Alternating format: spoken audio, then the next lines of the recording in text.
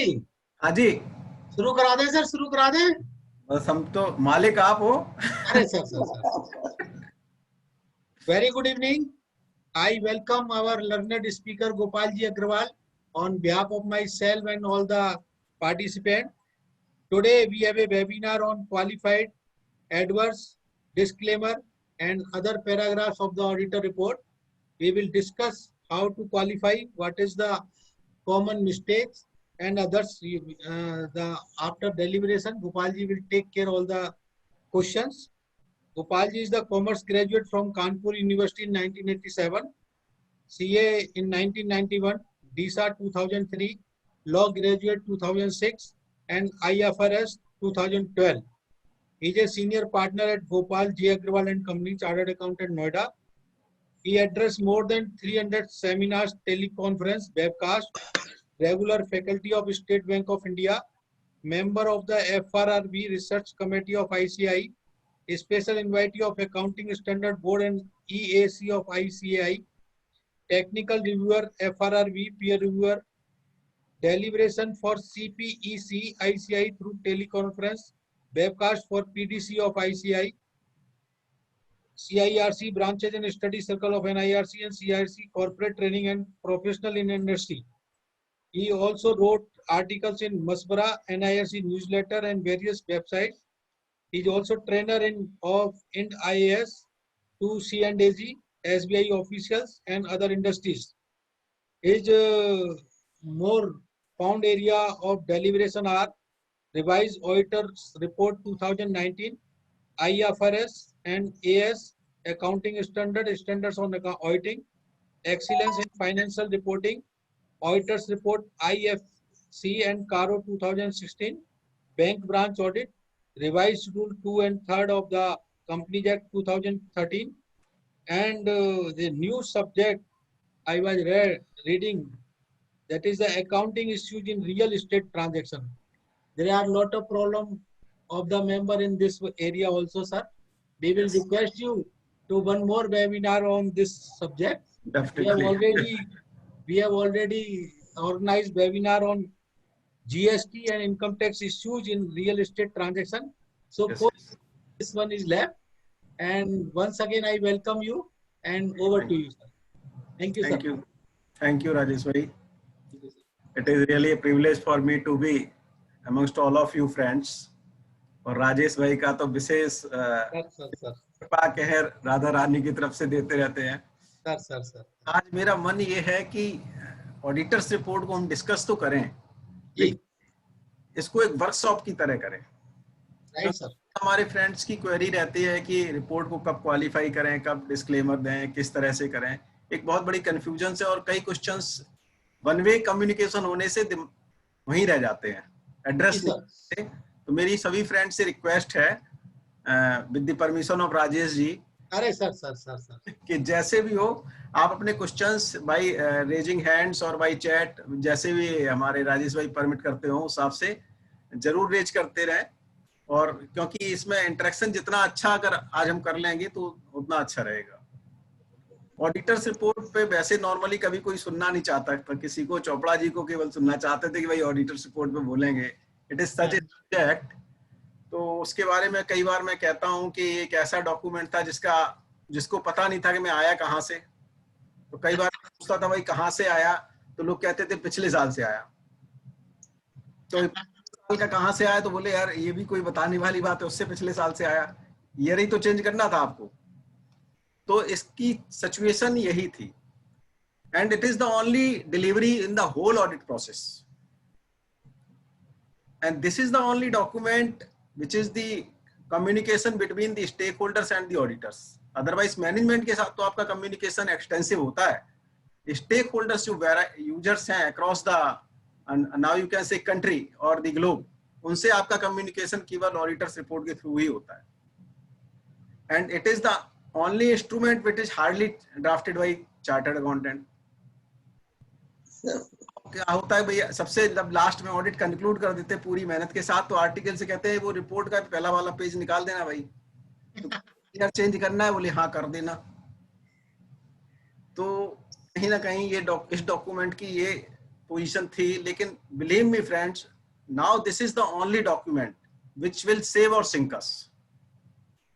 जिस तरह से चीजें चल रही हैं नफरा में, जिस तरह से चल रही हैं, अभी नफरा की क्वेरी आई राजेश भाई, जिन लोगों ने क्वालिफाई की ऑडिटर्स ओपिनियन अपनी, तो नफरा ने एक 20 पॉइंट का क्वेश्चन बनाया है कि आप उसकी एक्सप्लेनेशंस दें कि क्वालिफिकेशन का बेस क्या था एंड ऑल दैट। जी सर, जी सर। तो ये ऑडिटर्स रिपोर्ट का इंपॉर्टेंस इसीलिए डे बाय डे बढ़ता जा रहा है, और ये अब पिछले साल से नहीं आ सकती। मैं अपने फ्रेंड्स के साथ शेयर करूंगा, मैं इसके कॉम्बिनेशन परमिटेशंस बनाऊं तो 256 कॉम्बिनेशन बनते हैं सर। ओह माय गॉड, 256 बनते हैं। किसी में कारो लग रहा है, किसी में नहीं लग रहा है, किसी में आईएफसी लग रहा है, किसी में नहीं लग रहा है, किसी में कैश फ्लो लगेगा, किसी में नहीं लगेगा। कभी आपका इंड-एएस में रिपोर्टिंग हो रहा है, कभी एएस में रिपोर्टिंग हो रहा है। आपकी कभी क्वालिफाई हो रही है ओपिनियन, कभी एडवर्स हो रही है, कभी डिस्क्लेमर हो रही है। so many combinations and permutations could be there। और कहीं काम अभी एक और स्टैंडर्ड आ गया जो पहली बार हिस्ट्री में आया पिछले साल से, काम। अगर आपने कोई काम किया है तो ऑडिटर रिपोर्ट में बताएं, अगर नहीं किया है तो भी बताएं। In case of listed companies, if there is no key audit matters, then auditor has to report that there are no key audit matters। इसका मतलब उसको लिखना पड़ेगा कि भैया हमें काम जैसी वहां कोई चीज ऐसी मिली नहीं। इसकी इंपॉर्टेंस और भी इसलिए ज्यादा है कि आज जितने भी रेगुलेटर्स हैं सर, वो सारे के सारे रेगुलेटर सबसे पहले ओपिनियन को देखते हैं ऑडिटर्स की। और if you see from the last year, आपकी ऑडिटर्स रिपोर्ट की पूरी सीक्वेंस चेंज हो गई है। सबसे पहला पैराग्राफ है ओपिनियन पैराग्राफ। उससे पहले मैं एक और बात करूं, जो हमारी हेडिंग है ऑडिटर्स रिपोर्ट की, वो क्या है? Independent auditors report. यहां पर एक वर्ड यूज हुआ है independent, which is of Paramount importance. ये दो चीजों को सिग्निफाई करता है इंडिपेंडेंट वर्ड। एक तो ये कहता है कि ऑडिटर्स इंडिपेंडेंट हैं। There are number of provisions in the Companies Act also as well as in code of ethics which ensures our code independence. हालांकि मैं अपने फ्रेंड्स के साथ इस बात से भी इत्तेफाक रखता हूं कि इंडिपेंडेंट कहीं ना कहीं हमारी कंप्रोमाइज होती है, क्योंकि द मैनेजमेंट आर अपॉइंटिंग अस, और जहां मैनेजमेंट अपॉइंट नहीं करता है वहां पर हम बेटर परफॉर्म कर पाते हैं। जैसे हम बैंक ब्रांच ऑडिट की बात करें तो कुछ हद तक हमारी परफॉर्मेंस प्राइवेट सेक्टर से बेटर रहती है। इंडिपेंडेंट वर्ड क्या है कि ऑडिटर इंडिपेंडेंट है। दूसरा वर्ड है इंडिपेंडेंट, जो सिग्निफाई कर रहा है रिपोर्ट भी आपकी इंडिपेंडेंट है। अब आप कहेंगे रिपोर्ट कैसे इंडिपेंडेंट हो सकती है? मैं ही क्वेश्चन अपनी तरफ से कर देता हूं जब तक फ्रेंड्स के क्वेश्चन आ रहे हैं, जस्ट टू स्टार्ट विद। जी सर, जी सर। रिपोर्ट कैसे आपकी इंडिपेंडेंट हो सकती है? रिपोर्ट इंडिपेंडेंट इस तरह से हो सकती है कि ये ऑडिटर्स रिपोर्ट एक ऐसी रिपोर्ट है जो किसी दूसरी रिपोर्ट पे डिपेंडेंट नहीं हो सकती। मतलब आप ये नहीं कह सकते किसी दूसरी रिपोर्ट का रेफरेंस दे के अपनी रिपोर्ट में कि refer such and such report, kindly refer internal auditor report, kindly refer concurrent auditors report. No, जो भी आपको फैक्ट्स एंड फिगर्स या जो भी आपकी ओपिनियन है, that should be self explanatory. आप किसी दूसरी रिपोर्ट का रेफरेंस इसमें नहीं दे सकते। मैं आपको बहुत एक एग्जांपल के साथ बताता हूं, बिल्कुल आप लोग तुरंत अप्रिशिएट करेंगे उस चीज को, कि बैंक ब्रांच ऑडिट अभी हम लोगों ने कंक्लूड किए हैं। अगर बैंक ब्रांच ऑडिट में एलएफएआर में कोई पॉइंट आपने लिखा है और आप चाहते हैं कि इससे ये ऑडिटर रिपोर्ट में भी आना चाहिए, तो आप ये नहीं कह सकते कि आप एलएफएआर का पॉइंट नंबर सच एंड सच देखें, बल्कि आप उस पॉइंट को मैन ऑडिटर रिपोर्ट में अपनी लेके आएंगे। लेकिन जब आप एलएफएआर बना रहे हैं तो एलएफएआर इंडिपेंडेंट रिपोर्ट नहीं है, तो एलएफएआर के अंदर आप अपनी मैन ऑडिट रिपोर्ट को रेफर कर सकते हैं। So meaning thereby we can not refer any other report in this report itself. This report is basically independent on itself. जो भी आपको बात कहनी है अपनी रिपोर्ट में कहिए। तो इसकी हेडिंग की इंपॉर्टेंस ये है इंडिपेंडेंट ऑडिटर्स रिपोर्ट, जहां इंडिपेंडेंट वर्ड ऑडिटर के लिए एज वेल एज रिपोर्ट दोनों के लिए यूज हो रहा है। या आप ऑडिटर भी इंडिपेंडेंट है, उसकी रिपोर्ट भी इंडिपेंडेंट है, वो किसी दूसरी रिपोर्ट पर डिपेंडेंट नहीं। सेकेंडली सर, ये लास्ट ईयर से जो सीक्वेंस चेंज हुई, कभी हम लोगों ने सोचा कि ये सीक्वेंस चेंज क्यों हुई, इनके पैराग्राफ शिफ्ट क्यों हुए ऊपर से नीचे, नीचे से ऊपर? सबसे पहले पैराग्राफ हमारा आ गया ओपिनियन पैराग्राफ सर। जी सर।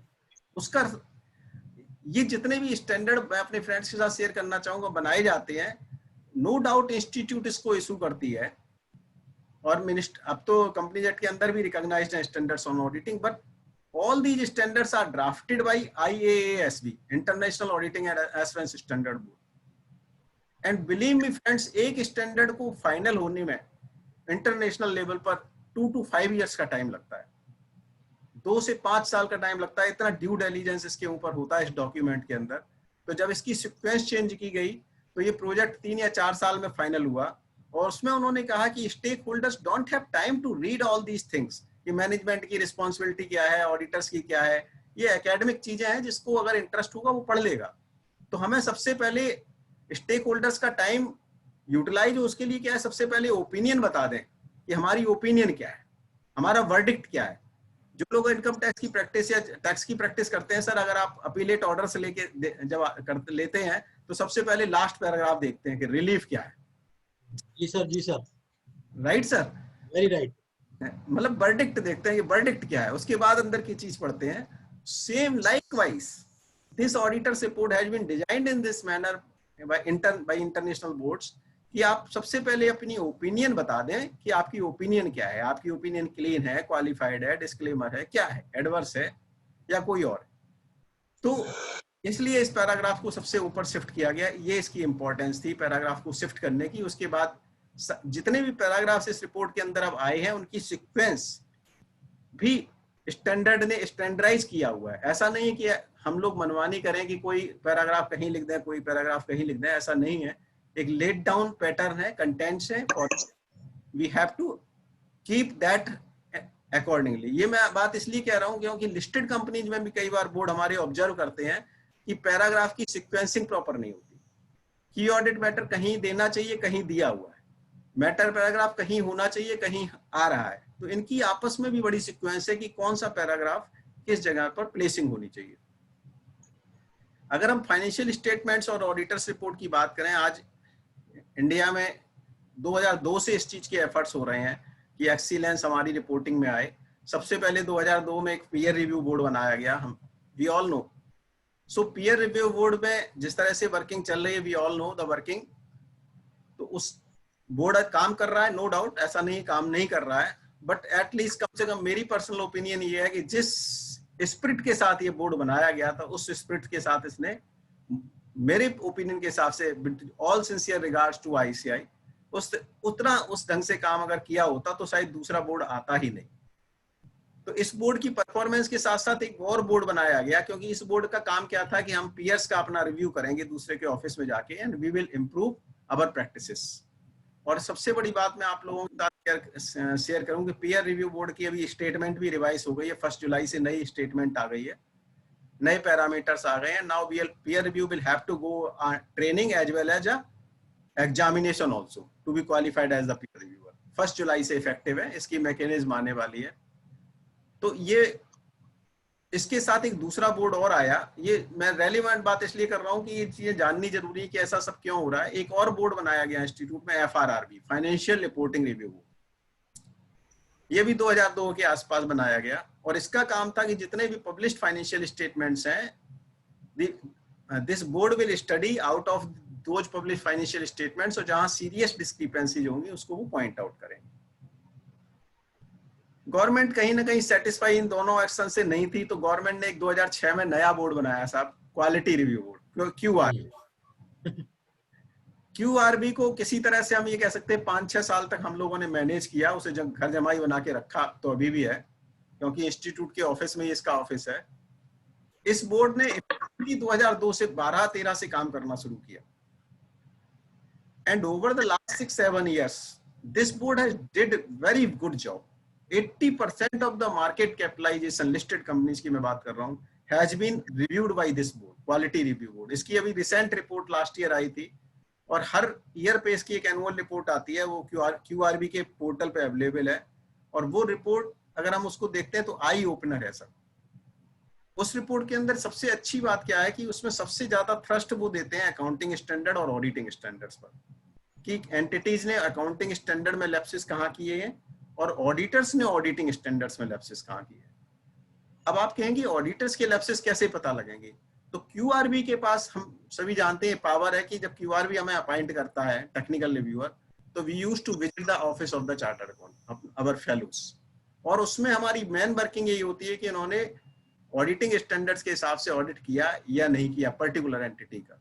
तो इसलिए क्यूआरबी की रिपोर्ट से मैं अपने फ्रेंड से रिक्वेस्ट करूंगा कि क्यूआरबी थोड़ा सभी अगर इंटरेस्ट है तो क्यूआरबी की पोर्टल पर जाएं और उसमें जो लेटेस्ट एनुअल उसकी रिपोर्ट है उसको देखें। अब पैराग्राफ वाइज ग्राफिकल प्रेजेंटेशन दी हुई है कि किस किस स्टैंडर्ड का कौन कौन सा पैराग्राफ ऑडिटर्स ने प्रॉपरली फॉलो किया या नहीं किया।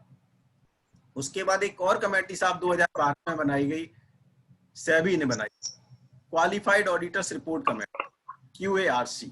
उसका फंक्शनिंग क्या है? उसका फंक्शनिंग ये है कि जो ऑडिटर्स अपनी ओपिनियन को मॉडिफाई कर रहे हैं, मैं एग्जैक्ट वर्ड यूज करूंगा, मॉडिफाई कर रहे हैं, उनकी ओपिनियन को रिव्यू करना और कंपनी से उसका रिस्पॉन्स मांगना कि भाई इस तरह की क्वालिफिकेशंस या ऑब्जर्वेशंस या डेविएशंस क्यों आई हैं।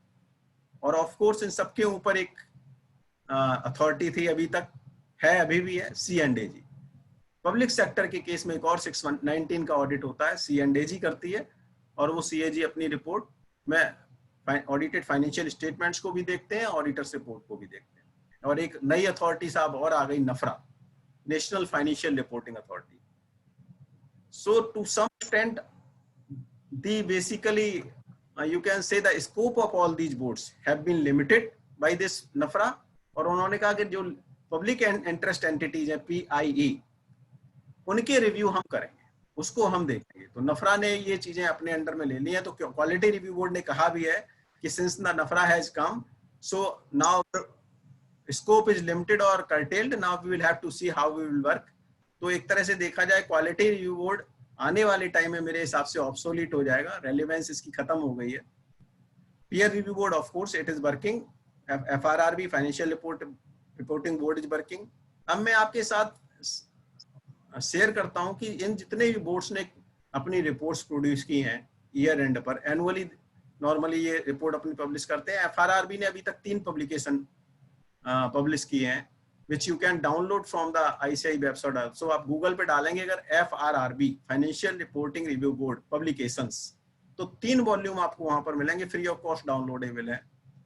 It is my humble request to all my friends to go through at least volume number 3, latest volume आप एक बार देखें सर, आई ओपनर है बिल्कुल। एग्जांपल्स केसेस जो डिसाइड किए हैं उसमें वो डिसाइडेड केसेस को रिपीट किए हैं, यस, और सीरियस डेविएशंस को पॉइंट आउट किया है। और राजेश भाई उसके अंदर सबसे बढ़िया ब्यूटी उस पब्लिकेशन की है कि ग्राफिकल प्रेजेंटेशन दी हुई है। Very good. काउंटिंग स्टैंडर्ड का पैरा नंबर 1 पता लगा, 1 नंबर का पैरा नंबर 24 ग्राफिकल प्रेजेंटेशन से बताया कि कितने डेविएशंस हैं। Graphic presentation of accounting standards and auditing standards, eye opener, this publication at least is eye opener. all 3 publications are good but volume number 3 is really marvelous। मतलब आपको बिल्कुल platter लगा के दिया हुआ है कि अगर आप ऑडिट कर रहे हैं तो काइंडली गो थ्रू इट। बहुत अच्छे से प्रेजेंटेशन, एक एक स्टैंडर्ड की सीरियस डेविएशंस को डिस्कस किया हुआ है। जरूरी नहीं आप पूरा पब्लिकेशन देखें, लेकिन जो आपके इंटरेस्ट के स्टैंडर्ड्स हैं, जो आपकी एंटिटीज पे डायरेक्टली एप्लीकेबल है, काइंडली गो थ्रू इट। और आप एक बार पब्लिकेशंस को देखेंगे, यू विल लव इट।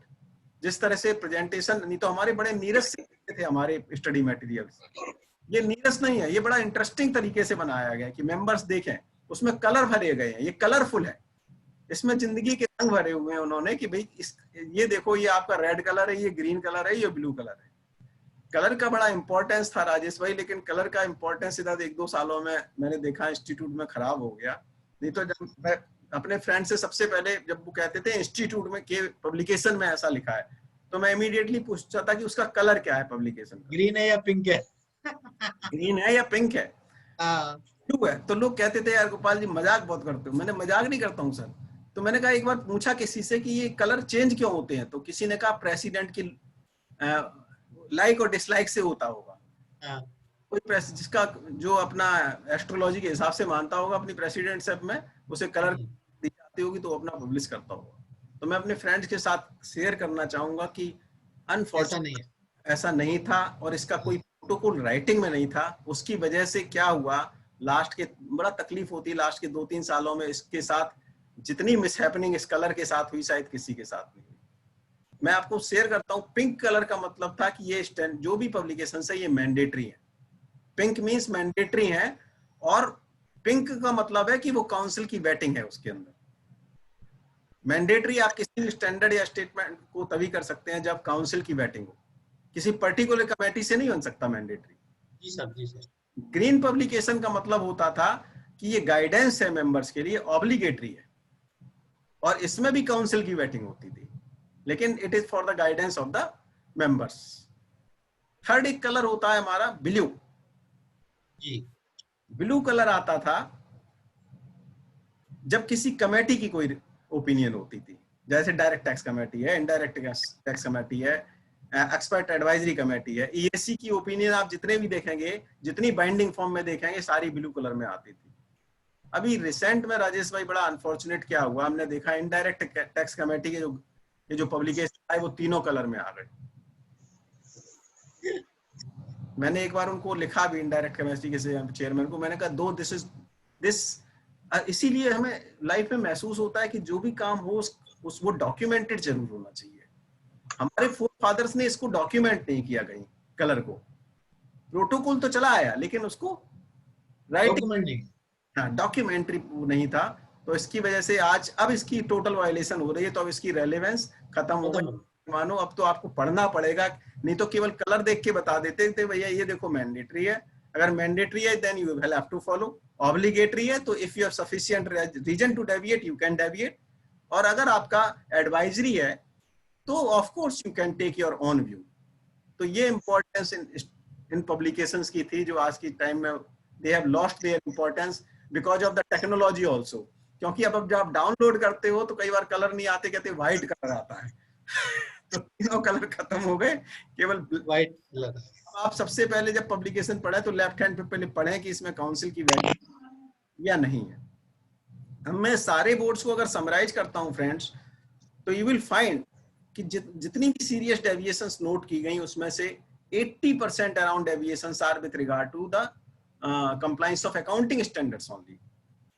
आज के टाइम में हम इंडियास की बात कर रहे हैं साहब, 40 साल में हम एएस तो फॉलो करा नहीं पाए एंटिटीज से। Am I right sir?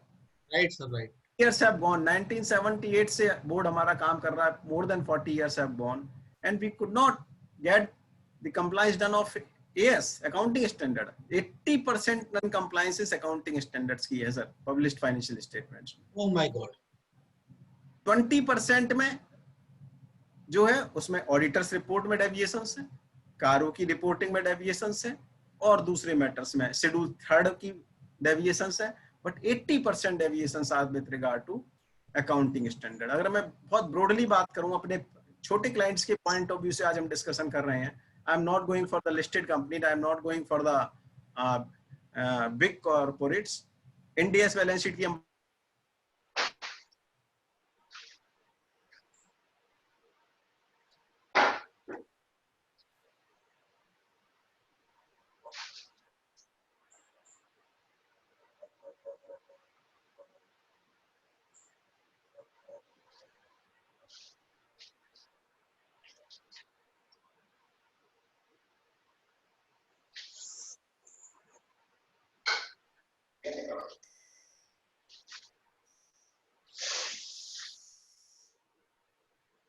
are not being followed. So this is the situation, we have to be very very careful about all these things। तो एक मैं आपके साथ और चीज शेयर करना चाहूंगा, कुछ बेसिकली प्रैक्टिकली इसको थोड़ा सा मैं करना चाह रहा हूं कि as a professional, as a chartered accountant, as a practitioner, as a auditor, जब भी हम अपनी कोई ओपिनियन देते हैं, कोई रिपोर्ट देते हैं, तो एक एश्योरेंस देते हैं सोसाइटी को। कई बार हम बैलेंस शीट देखते हैं सर 31 मार्च के बाद, आज कोविड के टाइम में तो बहुत ज्यादा इस तरह की चीजें आ रही हैं कि बैलेंस शीट फाइनल नहीं हो रही हैं जो स्मॉल एंटिटीज की हैं, एंड क्लाइंट्स आर अप्रोचिंग कि आप इसको प्रोविजनल दे दो। अब प्रोविजनल में हम लोग करते हैं कई बार, और प्लीज डोंट फील ऑफेंडेड, जब भी हम लोग बात करें तो सबसे पहले ये गलती गोपाल जी करते हैं, ये मान के चलना आप, प्लीज डोंट फील ऑफेंडेड। उसको लिखते हैं compiled from the books of accounts and found correct. My dear friends, the moment we write like this, compiled from the books of accounts, इसका मतलब हमने accountancy का job कर दिया, और the moment I did the accountancy job, our office is automatically vacated by the provisions of the Companies Act। Companies Act के still strict provision है कि जिस दिन आपने accountancy की job render कर दी तो आपने office vacate कर दिया। So kindly be alert for all these things. We cannot do any kind of accountancy job or various assignments which have been prohibited by the provisions of the Companies Act as well as Code of Ethics. तो हमें इन चीजों का बड़ा ध्यान रखना है कि किस तरह से हमें चीजों को करना है. कई बार हमारे पास क्लाइंट्स आते हैं CMA डेटा लेके. मैं अपने फ्रेंड्स से ही क्वेश्चन कर रहा हूँ कि क्या CMA as a chartered accountant हम साइन कर सकते हैं, प्रोजेक्शंस हम साइन कर सकते हैं. तो नंबर ऑफ टाइम्स मुझे एक ही आंसर मिलता है, नो, कि हम नहीं कर सकते. कुछ लोग कोलकाता हाई कोर्ट के डिसीजन का वो देते हैं, साइटेशन देते हैं, जबकि हमारा अपना स्टैंडर्ड 3400 स्टैंडर्ड है which permits examination of the prospective financial information. हम बना नहीं सकते, हम एग्जामिन कर सकते हैं. So उसका टाइटल ही है examination of the prospective financial information. तो हम उसको प्रोस्पेक्टिव फाइनेंशियल इंफॉर्मेशन को यानी प्रोजेक्शंस को और CMA को वी कैन एग्जामिन, लेकिन हम इसको नियरली साइन नहीं करना है. उसके साथ में एक रिपोर्ट भी जाती है, और which report has been basically given in the appendix of standard 3400.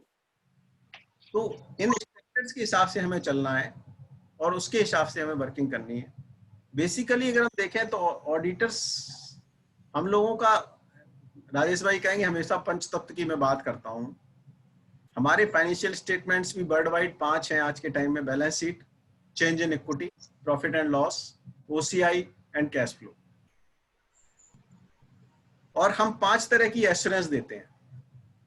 In financial statements के अंदर 5 ही एलिमेंट बैठे होते हैं. थोड़ा मेरे साथ रहिए, मैं देखो बिल्कुल ऑडिट और अकाउंटिंग को जोड़ दूंगा. जी सर, जी सर. 5 ही एलिमेंट है इसके अंदर सर. पंचतत्व से ही बने हैं: क्षितिजल पावक गगन समीरा, पंच जनित आदम शरीरा. पंच तत्व से बने हैं सर. 5 ही ज्ञानेंद्रियां, 5 ही कर्मेंद्रियां, सब कुछ तो 5 हैं. देखो इनकम टैक्स के हेड भी 5 ही हैं सर. 6 थे लेकिन ठीक हो गया तो 5 रह गए. सर आपके नाम के अल्फाबेट भी 5 ही हैं.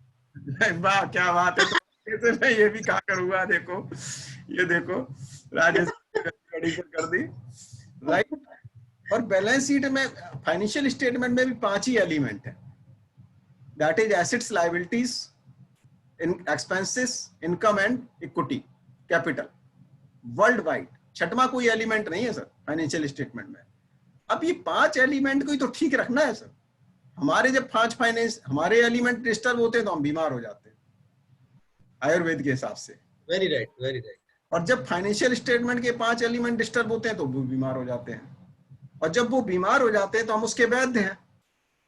हमारा काम क्या, वैद्य का, कि हमने उसकी नाड़ी पे, नब्ज पे रखना हाथ और बताना कि ये कैसा है, इसकी धड़कन, इसके किस ऑर्गन में प्रॉब्लम चल रही है, कहां पर दिक्कत. हम तो वैद्य ही हैं उसके, उस फाइनेंशियल स्टेटमेंट के. तो ये 5 एलिमेंट को हमने टेस्ट करना होता है, और उन 5 एलिमेंट को कैसे टेस्ट करेंगे वो आज डिस्कस करते हैं सर.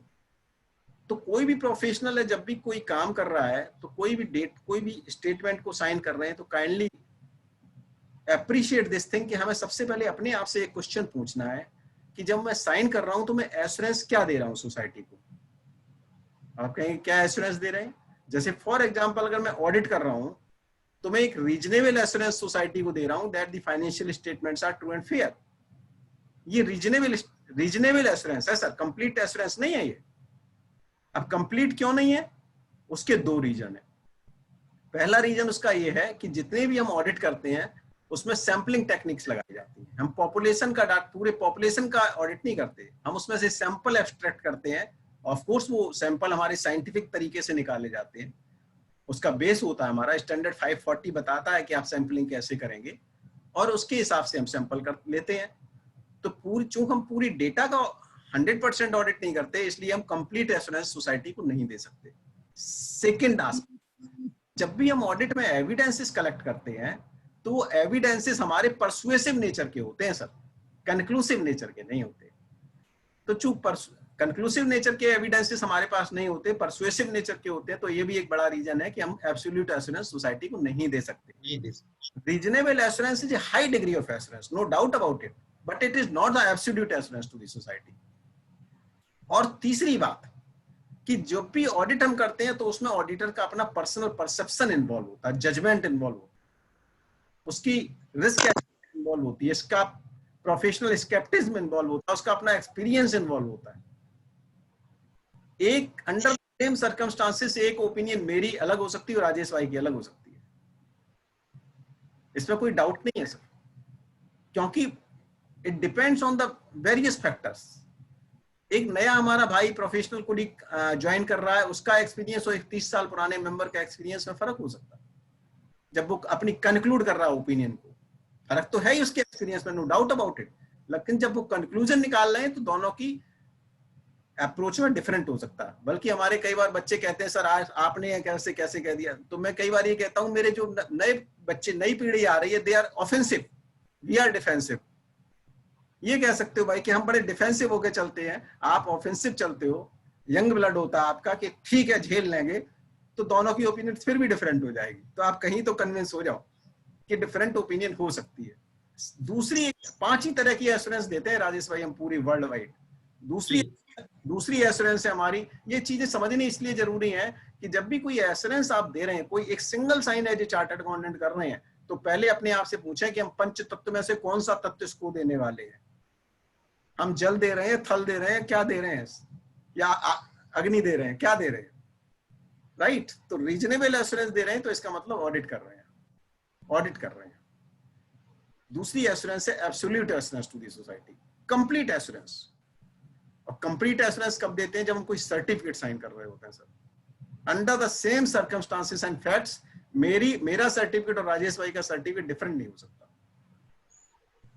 तो उसका सबसे बड़ा रीजन है कि वहां पर आप रैंडम चेकिंग नहीं करते, सैंपलिंग टेक्निक्स नहीं लगाते, आप प्रॉपर्ली जो भी डेटा आपको मिलता है उसका आप ऑडिट करते हैं और उसके बेस पर आप अपना सर्टिफिकेट देते हैं। That is absolute assurance to the society. और वहां पर बर्ड ट्रू एंड फेयर नहीं होता सर, वहां बर्ड होता true and correct. Correct means mathematical accuracy also. तीसरी एक हम एश्योरेंस सोसाइटी को देते हैं लिमिटेड एश्योरेंस। लिमिटेड एश्योरेंस वो कब देते हैं फ्रेंड्स? जब हम रिव्यू कर रहे होते हैं बैलेंस शीट्स, फाइनेंशियल स्टेटमेंट्स का। तो मेरे खासतौर से लिस्टेड कंपनीज में क्वार्टरली रिव्यू होता है, उसके साथ एक क्वार्टरली रिव्यू रिपोर्ट भी जाती है ऑडिटर्स की। तो रिव्यू में क्या होता है कि हमने ब्रॉडली देखा है डाटा को, हमने ऑडिट नहीं किया अभी, हमने ऑडिट किया अभी। ऑडिट तो हाई डिग्री ऑफ एश्योरेंस है, so it is moderate degree of assurance. इसको हम मॉडरेट वर्ड भी कह सकते हैं, मॉडरेट डिग्री ऑफ एश्योरेंस कि प्राइमा फेसी सब कुछ ठीक ठाक है। तो मेरी फ्रेंड्स के साथ रिक्वेस्ट है कि हम इस स्टैंडर्ड को बहुत अच्छे से इसका स्टैंडर्ड का नाम है 2400 SRE, standard on review engagement 2400। अगर हमारे पास कोई प्रोविजनल बैलेंस शीट साइन कराने आता है तो हम इस स्टैंडर्ड को अप्लाई कर सकते हैं 2400 और इसके हिसाब से हम रिपोर्ट बना के देंगे उसको। कोई भी ओपिनियन हमारी विदाउट रिपोर्ट नहीं हो सकती सर। सर्टिफिकेट तो इटसेल्फ अपनी एक रिपोर्ट है, अदरवाइज कोई भी सिंगल साइन कर रहे हैं तो ऐसा नहीं कि हमने साइन कर दिए। कई बार मैं बैंक ऑडिट में बैंक में जाता हूँ, स्टेट बैंक में पूछता हूँ कि आप लोग कहते हैं सीए से साइन करा लाओ, और वो साइन करा लाता है बंदा, फाइनेंशियल स्टेटमेंट ऑडिट नहीं हुए साइन करा लाता है। तो आपको क्या लगा कि क्या हो गया?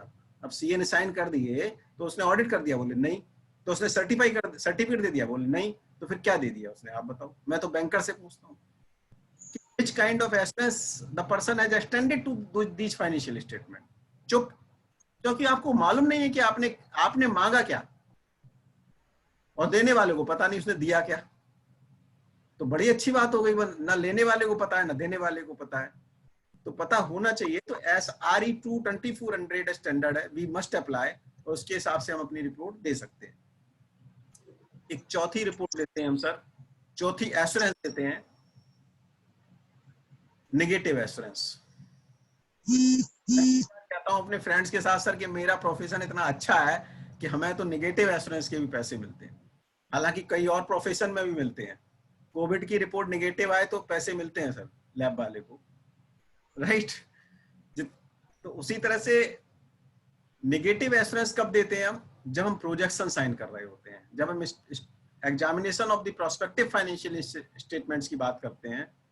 तो राजेश भाई साहब थोड़ा मेरे साथ रहना। जी सर। तो उसमें हम नेगेटिव एश्योरेंस देते हैं सोसाइटी को सर।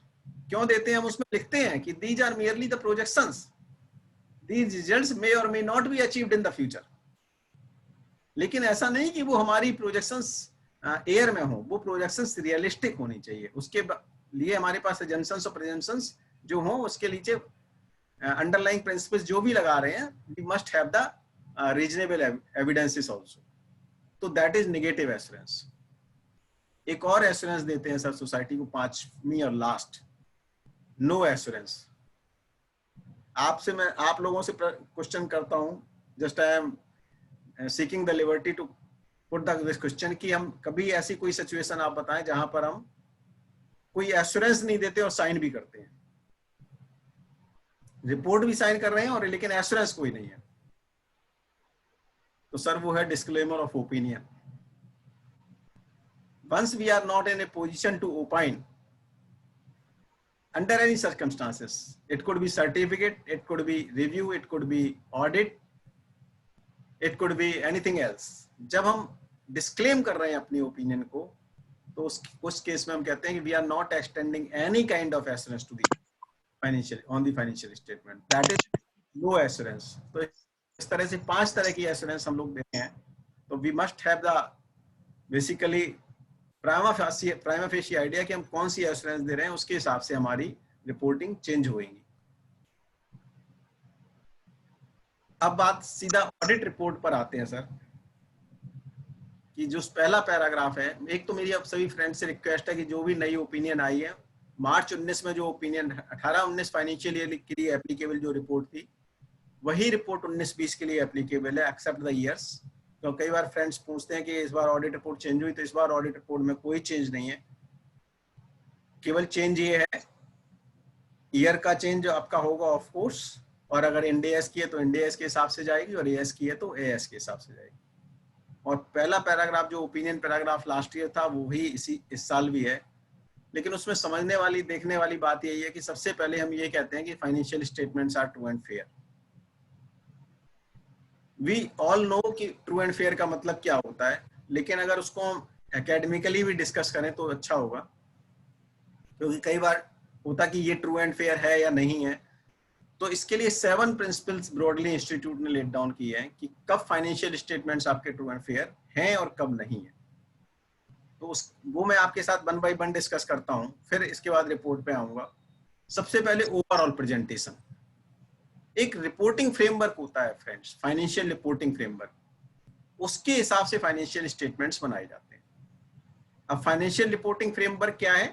फ्रेमवर्क वो है कि किस हिसाब से फाइनेंशियल स्टेटमेंट हमें या मैनेजमेंट को बनाने हैं। अगर हम कंपनीज एक्ट की बात करें तो financial statements are made in accordance with schedule 3 of the Companies Act, read with the accounting standard, notified under the Companies Act. ये इसका फ्रेमवर्क है। अगर हम बैंकिंग की बात करें तो Banking Regulation Act, read with schedule 3 of the Banking Regulation Act, as well as accounting standard issued by ICI और अंडर द कंपनीज एक्ट। अगर बैंक हमारा पब्लिक उस केस में आईसीआई के स्टैंडर्ड अप्लाई होंगे, और अगर बैंकिंग कंपनी है तो उस केस में कंपनीज एक्ट के स्टैंडर्ड्स अप्लाई होंगे। आज का टॉपिक एएस से रिलेटेड नहीं, थोड़ा इसको स्किप करता हूं, बहुत ज्यादा मेजर डेविएशंस दोनों स्टैंडर्ड्स में नहीं है। तो ये फ्रेमवर्क है। तो क्या financial statements according to framework बने हैं? तो फ्रेमवर्क में सबसे प्राइम चीज आपकी आ गई कि शेड्यूल 3, अगर कंपनीज एक्ट की बात करूं, read with accounting standards, accounting standards follow हो रहे या नहीं हो रहे। तो ओवरऑल प्रेजेंटेशन जिस तरह से चाहिए उस तरह से है या नहीं। अगर आप बात करो प्रेजेंटेशन की, कई बार दिमाग में आता है कि एमएसएमई का इस समय काफी गवर्नमेंट का भी थ्रस्ट है, तो एक हमारा डिस्क्लोजर है जो हमें face of the balance sheet पे दिखाना है कि dues to the micro and small entities, right sir, under the head sundry trade payables. अगर हम इस डिस्क्लोजर को फेस पर नहीं दिखाते हैं, इसका मतलब हम शेड्यूल 3 से डेविएशन कर रहे हैं, शेड्यूल 3 से डेविएशन कर रहे हैं। कोई भी disclosure which is required on the face of balance sheet or profit and loss, if it is not disclosed accordingly, then it is a departure from the schedule 3. तो जिस फैशन से चाहिए उस फैशन से आपको दिखाना, उसी तरह से प्रेजेंटेशन, उसी तरह से स्ट्रक्चर उसका रहेगा, उसी तरह से कंटेंट्स उसके रहेंगे फ्रेमवर्क के हिसाब से। और 2 तरह के फाइनेंशियल स्टेटमेंट्स होते हैं। कई बार जब बात करो तो बात सब आती है, जनरल पर्पज होते हैं कि स्पेशल पर्पज होते हैं। General purpose financial statements are those financial statements which are meant for the wide range of users who are not in a position to ask for tailor-made information. तो companies act की balance sheet की बात करूं, वो general purpose financial statement है। General purpose financial statement में और भी कुछ प्रिंसिपल्स लगते हैं। पहली बात तो ये कि जो जनरल पर्पज फाइनेंशियल स्टेटमेंट बनेगा वो अकॉर्डिंग टू फ्रेमवर्क बनेगा। अगर वो फ्रेमवर्क में नहीं है तो वो जनरल पर्पज नहीं है। और सेकंड, उसका ऑडिट अगर होगा तो according to standards on auditing होगा, उसमें कोई डिपार्चर नहीं हो सकता। Special purpose financial reporting framework अगर कोई है, जैसे प्रोस्पेक्टस है, that is special purpose financial statement का मतलब केवल बैलेंस शीट और प्रॉफिट एंड लॉस से नहीं है। फाइनेंशियल स्टेटमेंट का मतलब कोई भी information which is related to finance, it could be net worth also, it could be inventory report also. कोई भी फाइनेंशियल स्टेटमेंट्स हैं वो स्पेशल पर्पज भी हो सकते हैं। और अगर स्पेशल पर्पज है तो उसमें दो तरह से बन सकते हैं, या तो वो फेयर प्रेजेंटेशन फ्रेमवर्क में बनेगी या कंप्लायंस फ्रेमवर्क में बनेगी। फेयर प्रेजेंटेशन फ्रेमवर्क क्या है, जहां पर हम ट्रू एंड फेयर की बात करते हैं। और कंप्लायंस फ्रेमवर्क क्या है कि जहां पर कोई रेगुलेटर हमसे कोई चीज मांग रहा है और हम उसके हिसाब से उसको रिपोर्ट कर रहे हैं। अगर हम बैंक ब्रांच ऑडिट की बात करें तो हमारी independent auditors report fair presentation framework में हम दे रहे हैं, और LFARM कंप्लायंस फ्रेमवर्क में दे रहे हैं। दो तरह की रिपोर्टिंग है। तो इस तरह से दो तरह के फाइनेंशियल स्टेटमेंट हैं, जनरल पर्पज और स्पेशल पर्पज, और दो तरह की ही रिपोर्टिंग है। फेयर प्रेजेंटेशन फ्रेमवर्क में reporting in which we say that the financial statements are true and fair, और एक होती है आपकी कंप्लायंस फ्रेमवर्क की रिपोर्टिंग, कि आपसे कोई रेगुलेटर या कोई क्लाइंट या कोई बैंकर कोई इंफॉर्मेशन पर्टिकुलरली मांग रहा है और कोई एश्योरेंस मांग रहा है ऑडिटर से, तो वो एक कंप्लायंस फ्रेमवर्क है। It is not meant for the general public, right sir. तो पहली चीज तो ट्रू एंड फेयर के लिए ये है कि जिस फ्रेमवर्क में फाइनेंशियल स्टेटमेंट बन रहे हैं, अगर वो फेयर प्रेजेंटेशन फ्रेमवर्क में बन रहे हैं तो उसके हिसाब से होने चाहिए, कंप्लायंस फ्रेमवर्क में बन रहे हैं तो उसके अकॉर्डेंस होना चाहिए। Second, financial statement including notes represent the underlying transactions, events and circumstances. Financial statements में जो भी ट्रांजैक्शन, तीन चीजों को कैप्चर करते हैं बेसिकली फाइनेंशियल स्टेटमेंट्स के अंदर। या तो हम ट्रांजैक्शंस को रिकॉर्ड करते हैं, या सर्कमस्टांसेस को रिकॉर्ड करते हैं, या इवेंट्स को। And every circumstances comes to an end in the form of event, whether positive और नेगेटिव। तो तीन चीजों को हम रिकॉर्ड करते हैं तो वो ट्रू एंड फेयर तरीके से रिकॉर्ड होनी चाहिए, जिस तरह से है, जिस तरह से हमारे स्टैंडर्ड्स ने प्रिंसिपल्स लेट डाउन किए हुए हैं उस तरह से होनी चाहिए। थर्ड है adequate consistent application and disclosure of significant accounting policies. जितने भी हमारे अकाउंटिंग स्टैंडर्ड्स अप्लाई हो रहे हैं उनकी प्रॉपर डिस्क्लोजर, उनके हिसाब से प्रॉपर। अगर मैं बात करूं अकाउंटिंग स्टैंडर्ड्स की, तो अकाउंटिंग स्टैंडर्ड में भी पंच तत्व ही है, केवल छठवां कोई तत्व नहीं है sir. 5 elements are there in accounting standards, चाहे अकाउंटिंग स्टैंडर्ड हो, इंड AS हो, US गैप हो, और any other GAAP of the world. Only 5 principles are laid down in accounting standards. Rajesh भाई ये देखो एक कोइंसिडेंस है, ये स्टेटमेंट आपके 5 एलिमेंट बैठे हुए हैं। 5 एलिमेंट के लिए जो प्रिंसिपल्स लेट डाउन किए जा रहे हैं थ्रू अकाउंटिंग स्टैंडर्ड्स, वो भी 5 ही हैं। पहला प्रिंसिपल है अकाउंटिंग स्टैंडर्ड का रिकॉग्निशन प्रिंसिपल, से डिस्कस कर लेंगे क्योंकि टॉपिक बड़ा है। रिकॉग्निशन प्रिंसिपल्स, अकाउंटिंग स्टैंडर्ड हमें बताता है रेवेन्यू आप कैसे, कब और कैसे रिकॉग्नाइज करेंगे, राइट। डेप्रिसिएशन कैसे प्रोवाइड करेंगे, अकाउंटिंग स्टैंडर्ड बताता है। रिकॉग्निशन प्रिंसिपल्स, अब रिकॉग्नाइज हम किसको करते हैं, ट्रांजैक्शंस को रिकॉग्नाइज करते हैं, सर्कमस्टांसेस को भी रिकॉग्नाइज करते हैं। सर्कमस्टांसेस को, आजकल कोविड का टाइम चल रहा है, ये तो बहुत बड़ा एग्जांपल है सर्कमस्टांसेस का। सर्कमस्टेंशियल एविडेंसेस क्या होते हैं, जब हम किसी चीज की प्रोविजनिंग करते हैं, जब हम बैड डेट्स के लिए प्रोविजन बनाते हैं, तो वो एक सर्कमस्टांसेस है, सर्कमस्टेंसेस हैं। किसी चीज को इंपेयर कर रहे हैं तो सर्कमस्टेंशियल एविडेंसेस हमारे पास है, उसके हिसाब से हम इंपेयर कर रहे हैं। और थर्ड होती है इवेंट, जब वो सर्कमस्टांसेस खत्म हो जाती है तो वो एक इवेंट बन जाती है, राइट सर। एक बीमारी चल रही है, एक डेटर चल रहा है, एक लिटिगेशन चल रहा है, अल्टीमेटली या तो वो सेटल होगा तो पॉजिटिव होगा या नेगेटिव होगा, या पार्टली पॉजिटिव और पार्टली नेगेटिव होगा, तो वो इवेंट बन जाएगी, तो उसको कैप्चर करते हैं। तो एक अकाउंटिंग स्टैंडर्ड बताते हैं रिकॉग्निशन प्रिंसिपल कि आप ट्रांजैक्शंस को, ट्रांजैक्शन है तो रिकॉर्ड तो होनी है, कब और कैसे होगी ये AS बताएगा। इवेंट है, कब कैसे होगी AS बताएगा। सर्कमस्टांसेस को कब और कैसे रिकॉर्ड करना है इवेंट बताएगा, ये AS बताएगा। तो पहला प्रिंसिपल है रिकॉग्निशन प्रिंसिपल। सेकेंड प्रिंसिपल है सर मेजरमेंट का प्रिंसिपल। आपने ये देख लिया कि रिकॉग्नाइज तो हम करेंगे, लेकिन उसकी मेजरमेंट कैसे करेंगे। तो मेजरमेंट का फंडामेंटल हमारा प्रिंसिपल कौन सा? हिस्टोरिकल कॉस्ट का। हम लिख financial statements have been prepared under historical cost convention. Normally इसके बाद मुझे फुल स्टॉप लगा मिलता है फ्रेंड्स। मैं अपने सभी फ्रेंड्स से कई बार अपने आपस में पूछता हूँ कि कोई भी फाइनेंशियल स्टेटमेंट क्या हिस्टोरिकल कॉस्ट पर ही बनते हैं? इन्वेंट्री कैसे मेजरमेंट करते हैं सर? लोअर ऑफ कॉस्ट और NRV, net realisable value. Retirement benefits को कैसे करते हैं सर? प्रेजेंट वैल्यू पे करते हैं सर। तो क्या लिखा होना चाहिए? The financial statements are prepared under historical cost convention unless otherwise stated। क्योंकि जब भी हम डिपार्चर करते हैं किसी मेजरमेंट के हिस्टोरिकल कॉस्ट से, तो उसके साथ में मेजरमेंट का प्रिंसिपल लिखते हैं। तो हिस्टोरिकल कॉस्ट हमारा फंडामेंटल है मेजरमेंट का प्रिंसिपल। और उसके बाद 4 तरह के और मेजरमेंट होते हैं। दूसरी होती है करंट कॉस्ट। कई बार बड़े पुराने जो एक्विजिशन होते हैं हिस्टोरिकल कॉस्ट उसमें नहीं मिलती, तो करंट कॉस्ट से सब्स्टिट्यूट की जाती है। तीसरी है रियलाइजेबल वैल्यू, जो है हम इन्वेंट्री की बात कर रहे थे। चौथी प्रेजेंट वैल्यू। और पांचवा मेजरमेंट के भी 5 ही प्रिंसिपल है सर। और पांचवा है फेयर वैल्यू, जो कि इंडिया सबसे ज्यादा इंपॉर्टेंस है, जिसकी फेयर वैल्यू का ही पूरा टाइम है। तो 5 तरह से मेजरमेंट होती है कोई भी आइटम हो। आइटम कौन सी? Asset, liability, income, expenditure, equity, वही 5 एलिमेंट। क्लास तीसरा मैं आ रहा हूं। पहला हमारा था 5 फाइनेंशियल स्टेटमेंट है, उसके अंदर 5 एलिमेंट बैठे हैं। अब एएस 5 तरह के प्रिंसिपल्स लेट डाउन कर रहे हैं। पहला है फेयर रिकॉग्निशन प्रिंसिपल, दूसरा मेजरमेंट का प्रिंसिपल। मेजरमेंट के अगेन 5 तरह के मेथड है, वो मैंने आपके साथ डिस्कस कर लिए। तीसरा तरीका है उसका historical cost, current cost, realisable value. चौथा है प्रेजेंट वैल्यू, और पांचवा फेयर वैल्यू। तीसरी चीज है क्लासिफिकेशन। क्या चीज कैपिटल है, क्या रेवेन्यू है, ये कौन बताता है? ये एएस के प्रिंसिपल्स बताते हैं अकाउंटिंग। तो उसकी क्लासिफिकेशन फिक्स एसेट्स की भी या पीपीई की फर्दर कैसे होनी है, एएस बताते हैं।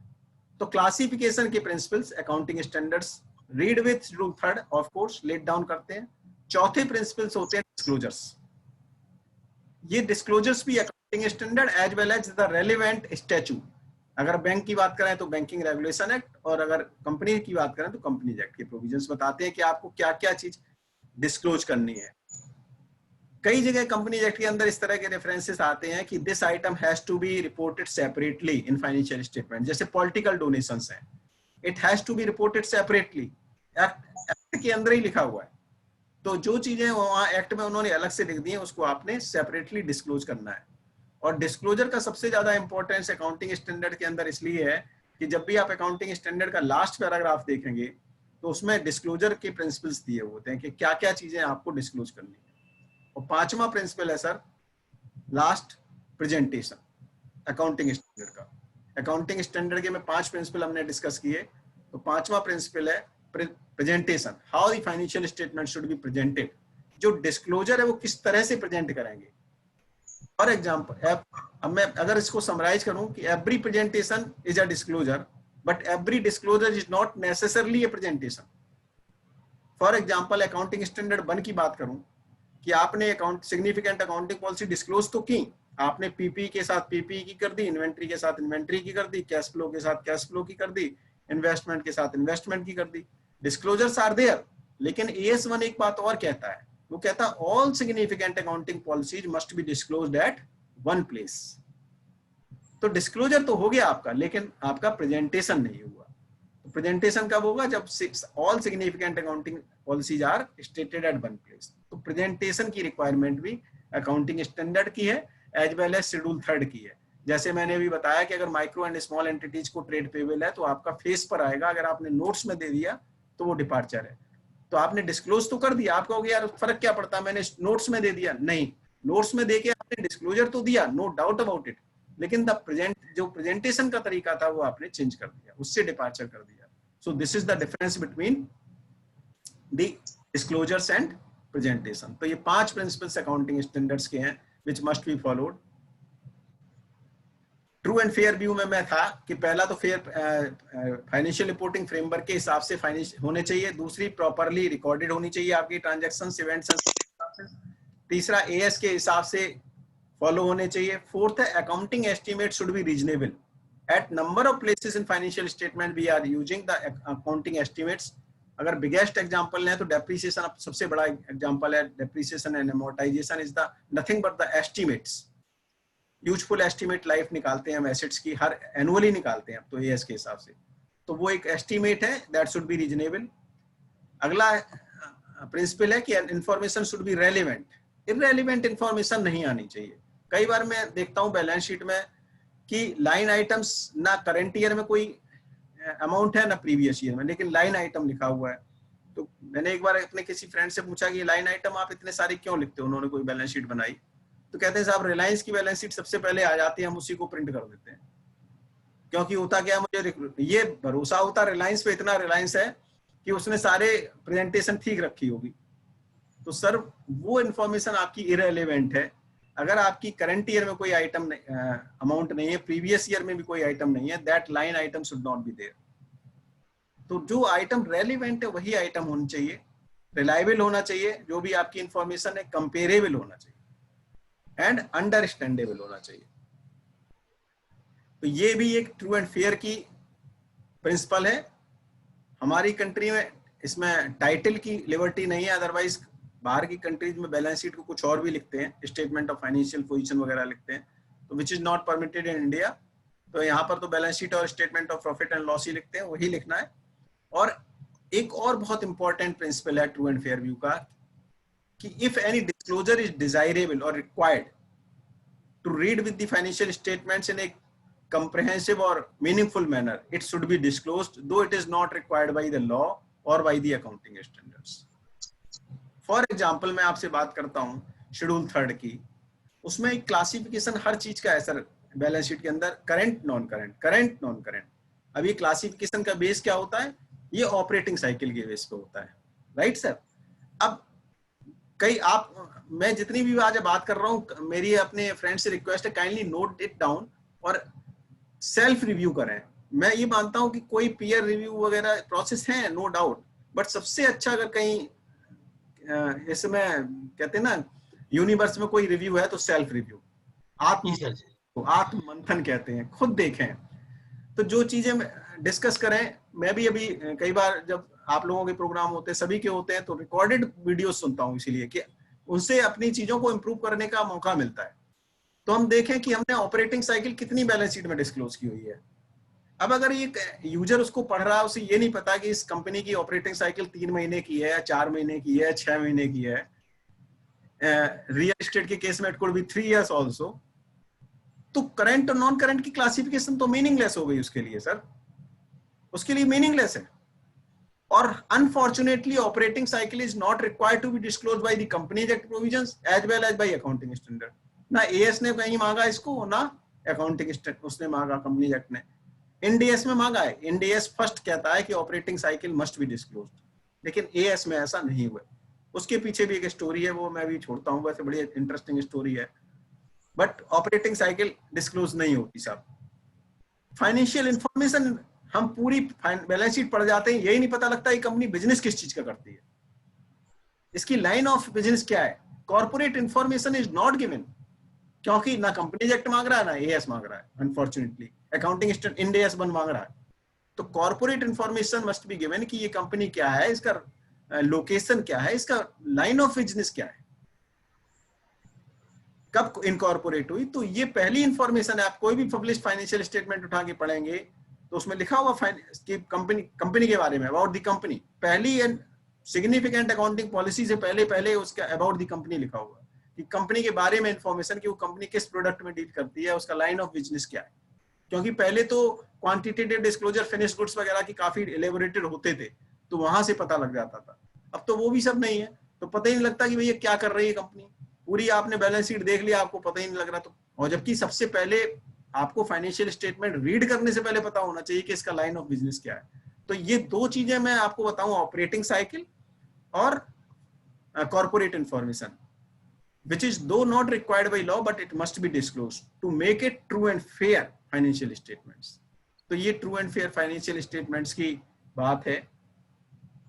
अब मैं ऑडिटर्स रिपोर्ट के ऊपर आता हूं कि इसमें कुछ पॉजिटिव असर्शंस जो हम देते हैं वो बड़ी खतरनाक होती हैं अगर हम उसको इग्नोर कर रहे हैं। एक तो हम कहते हैं कि फाइनेंशियल ओपिनियन पैराग्राफ की बात कर रहा हूं मैं, कि वो हम कहते हैं financial statement give the information required by the Companies act 2013। और कभी मैं अपने आप से भी राजेश भाई पूछता हूँ कि क्या मुझे कंपनीज एक्ट 2013 के सारे प्रोविजन याद हैं? नहीं है। तो ये एक सेल्फ इंट्रोस्पेक्शन का टाइम है। ये एश्योरेंस जॉब, हमारा जो ऑडिट जॉब था, ये सबसे ज्यादा इग्नोर हो गया टैक्स की प्रैक्टिस में। टैक्स की प्रैक्टिस ने इस एश्योरेंस जॉब को बिल्कुल नीचे कर दिया, क्योंकि इसको ये मानते हैं कि टेक इट ग्रांटेड, इसे कोई भी कर सकता है। जबकि मेरे हिसाब से टैक्स प्रैक्टिस से कहीं ज्यादा कॉम्प्लिकेटेड है ये एश्योरेंस, कहीं ज्यादा कॉम्प्लिकेटेड। क्योंकि जब आप इनकम टैक्स की प्रैक्टिस करते हो तो आपको इनकम टैक्स का लॉ पता होता है, जब आप जीएसटी की प्रैक्टिस करते हो तो आपको जीएसटी का लॉ पता होता है, लेकिन जब आप ऑडिट करते हो तो जितने लॉ ऑफ द लैंड है वो आपको मालूम होने चाहिए जो उस रिपोर्टिंग एंटिटी पे लग रहे हैं। क्योंकि हमारा एक स्टैंडर्ड है, standard on auditing 250, which talks about the consideration of laws and regulations in the audit of financial statements. The law of the lands आपको पता होना चाहिए एज ए ऑडिटर, जो उस कंपनी के ऊपर एप्लीकेबल हो रहे हैं। It could B fiscal law, it could B non fiscal law also. Pollution control board ने अगर कंपनी पे सीलिंग नोटिस दे दिया है, it affects the going concern of the reporting entity also. तो आप ये देखिए कि ऑडिटर को तो सारे लॉ पता होने चाहिए। पता होने का मतलब वो खुद देखे या अपनी एक्सपर्ट से व्यू ले। एक्सपर्ट के लिए, उसके लिए स्टैंडर्ड है कि आप एक्सपर्ट का व्यू ले सकते हैं। तो पॉइंट यही है कि हम कह रहे हैं कंपनी एक्ट के हिसाब से पूरे फाइनेंशियल स्टेटमेंट बने हैं, तो एटलीस्ट प्राइमा फेसी मुझे पता होना चाहिए कि कंपनी एक्ट के जो डिस्क्लोजर्स हैं वो कायदे से दे दिए गए। और सबसे ज्यादा प्राइमा फेसी जो डिस्क्लोजर है सर, वो है शेड्यूल 3 का, कि शेड्यूल 3 के हिसाब से बैलेंस शीट बनी है या नहीं बनी है। आज भी कहीं कहीं प्रॉफिट एंड लॉस अकाउंट लिखा मिल जाएगा, जबकि वहां पर वर्ड सब्स्टिट्यूट हो चुका है statement of profit and loss. एक रिपोर्ट तो मैंने देखी, उसमें वहां प्रॉफिट एंड लॉस अकाउंट, और जब हम रिपोर्ट पढ़ रहे हैं ऑडिटर्स की तो वहां statement of profit and loss. अब एक एमबीए वाला लड़का मेरे पास आया कि सर जो रिपोर्ट में दिया हुआ है वो बिल नहीं रहा नीचे लगा हुआ, और जो नीचे एक अकाउंट लगा हुआ उसके बारे में रिपोर्ट में कुछ नहीं दिया हुआ है। मैंने कहा वो कैसे? बोले सर वो तो अकाउंट है और ये स्टेटमेंट की बात कर रहा है। वहां पे statement of profit and loss और वहां लिखा है प्रॉफिट एंड लॉस अकाउंट। तो मैंने कहा भाई दोनों एक ही होते हैं। तो कह रही सर मैचिंग क्यों नहीं होती इसकी? तो यू सी कि आपकी यूजर्स केवल चार्टर्ड अकाउंटेंट्स नहीं है, it could be MBAs, it could be anybody else, it could be engineers also. तो इन सब चीजों को ध्यान देने वाली बात है कि उस तरह से। और दूसरी बात हम कहते हैं, जो एक तरह से हम कहते हैं सुसाइडल नोट होता है, the company has followed the accounting standards, और on the face of it पता लगा AS 15 की वायलेशन, जो सबसे ज्यादा छोटी एंटिटीज में हम कर रहे हैं, स्मॉल एंटिटीज में, कि कोई भी रिटायरमेंट बेनिफिट्स के प्रोविजन नहीं बन रहे हैं और हम लिख रहे हैं कि AS 15 फॉलो हो रहा है। Right sir? Significant accounting policies, number of items की हम का मतलब मैनेजमेंट मिस कर देता है। जैसे कैश फ्लो की भी अकाउंटिंग पॉलिसी आनी चाहिए कि आप कौन सा मेथड लगा रहे हो, डायरेक्ट लगा रहे हो, इनडायरेक्ट लगा रहे हो, उसके अंदर कैश और कैश इक्विवेलेंट में आप किस किस चीज को अकाउंट फॉर कर रहे हो। ईपीएस की पॉलिसी आनी चाहिए सर, इन्वेस्टमेंट की पॉलिसी होनी चाहिए, इम्पेयरमेंट की पॉलिसी। इम्पेयरमेंट एक ऐसा स्टैंडर्ड है कि अगर बैलेंस शीट में 4 आइटम भी होंगे तब भी इम्पेयरमेंट लग जाएगा कहीं ना कहीं, और इम्पेयरमेंट की पॉलिसी नहीं दी होती, ईपीएस की पॉलिसी नहीं दी होती। मतलब कहने का मतलब है कि AS1 हम फॉलो नहीं कर रहे, जो पहला स्टैंडर्ड इटसेल्फ हम मैनेजमेंट फॉलो नहीं कर रहा, और हम कह रहे हैं कि कंपनी ने AS फॉलो किए हुए। तो ये बहुत इंट्रोस्पेक्शन का टाइम है कि इन सब चीजों को देखने का। अगली जब हम बेसिस ऑफ ओपिनियन पे जाते हैं अपनी, तो हम लिखते हैं we have conducted the audit in accordance with standards on auditing. तो कई बार मैं अपने फ्रेंड्स के साथ वैसे ही लाइटर साइड में पूछता हूँ कि स्टैंडर्ड्स ऑन ऑडिटिंग कितने हैं। भाई आप कह रहे हो स्टैंडर्ड्स ऑन ऑडिटिंग के हिसाब से हमने ऑडिट किया है, तो नंबर्स तो पता होंगे। तो बोले अभी तो तुमने गोपाल जी 700 नंबर की बात की है ऑडिट रिपोर्ट। तो मैंने कहा अगर आपने ये 700 नंबर की ऐसी बात देखी है तो सर 4410 भी मैंने देखा है कंपाइलेशन एंगेजमेंट का। तो उन्होंने कहा 4-5 हजार स्टैंडर्ड आ गए, हमें पता ही नहीं लगा। अब सर बताओ, अगर ये सिचुएशन है तो it is a very pity situation कि not knowing how many standards are there, and we are simply writing that we have conducted the audit in accordance with auditing. अगर हम सत्यम की बात करें, सत्यम के केस में केवल एक स्टैंडर्ड ऐसा था जो फॉलो अगर हो जाता तो या तो सत्यम नहीं होता, और पहली बात तो सत्यम होता ही नहीं एक्सटर्नल कंफर्मेशन का, वहां पर एक्सटर्नल कंफर्मेशन नहीं ली गई, और एक्सटर्नल कंफर्मेशन नहीं ली गई तो ऑडिटर्स को पता ही है आप लोगों को किस तरह से एजेंसीज ने किस तरह से बिहेव किया। उन्होंने कहा आप लिख रहे हो कि हमने एक्सटर्नल कंफर्मेशन ली, और एक्सटर्नल आपकी एफडी की डिपॉजिट्स की एक्सटर्नल कंफर्मेशन आपने ली नहीं ली है। तो ये सब चीजें हैं। आज के टाइम में भी हम देखें राजेश भाई, कभी कभी मन बड़ा खराब होता है कि मैं किस प्रोफेशन में आ गया, कई चीजें ऐसी लिखनी पड़ती हैं, कहीं ना कहीं कौशल लेने चाहिए कि ओपनिंग बैलेंसेस चले आ रहे हैं रिसीवेबल्स के और पेबल्स के, दोनों ही खतरनाक है। अगर वो रिसीवेबल्स है तो वो इम्पेयर्ड है, राइट सर, और अगर वो पेबल है तो भैया उनकी कोई तकदा भी कर रहा है नहीं कर रहा, वो पेबल है भी कि नहीं है।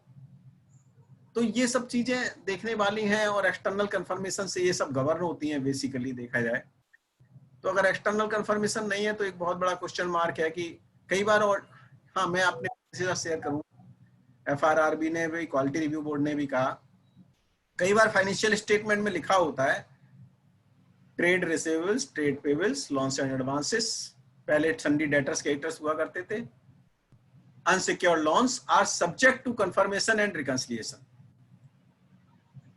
कई बार आपको लिखा मिलेगा the moment it is written by the management, it means कि डेटर्स और रिसीवेबल्स और पेबल्स का ऑडिट हुआ नहीं है सर।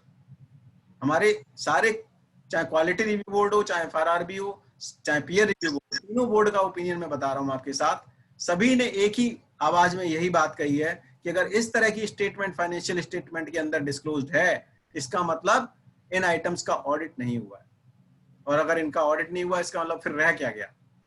लाइकवाइज लिखा होता है inventory has taken valued and certified by the management. तो इसमें सभी बोर्ड्स ने एक बात कही कि पहली बात तो ये ऑडिट हुआ ही नहीं इन्वेंट्री का, इसका मतलब ऑडिटर ने इन्वेंट्री का ऑडिट किया नहीं। 5G को गवर्न करता है इन्वेंट्री का ऑडिट कैसे करना है, राइट सर। और एक दूसरा व्यू ये आया कि अगर inventory has taken valued and certified by the management है तो rest of the items has taken valued and certified by the auditors हैं क्या, अगर एक आइटम मैनेजमेंट का है तो इस तरह की अगर डिस्क्लोजर्स हैं, these are the suicidal routes. यही मैं कहूंगा, जब भी कोई डीसी में केस आते हैं, इस तरह के केस आते हैं, तो ये कहते हैं ना कि ये तो कन्फेशनल स्टेटमेंट्स हैं बेसिकली कि हमने ऑडिट नहीं किया। तो इस तरह के स्टेटमेंट्स बिल्कुल नहीं होने चाहिए फाइनेंशियल स्टेटमेंट्स के अंदर।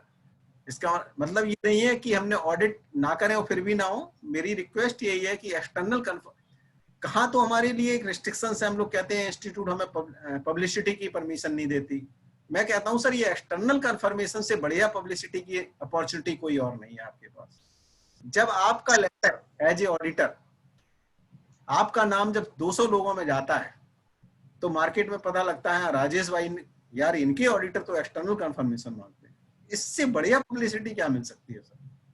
So it is a good means of publicity also, that is professionally permitted, और इससे बढ़िया कोई चीज नहीं। जब मैं भेजता हूं तो मुझे मार्केट से फीडबैक आता है कि लोग कहते हैं यार हमारे ऑडिटर तो, हम तो मानते थे हमारे ऑडिटर बड़े अच्छे ऑडिटर, लेकिन उन्होंने तो कभी ऐसा लेटर नहीं भेजा।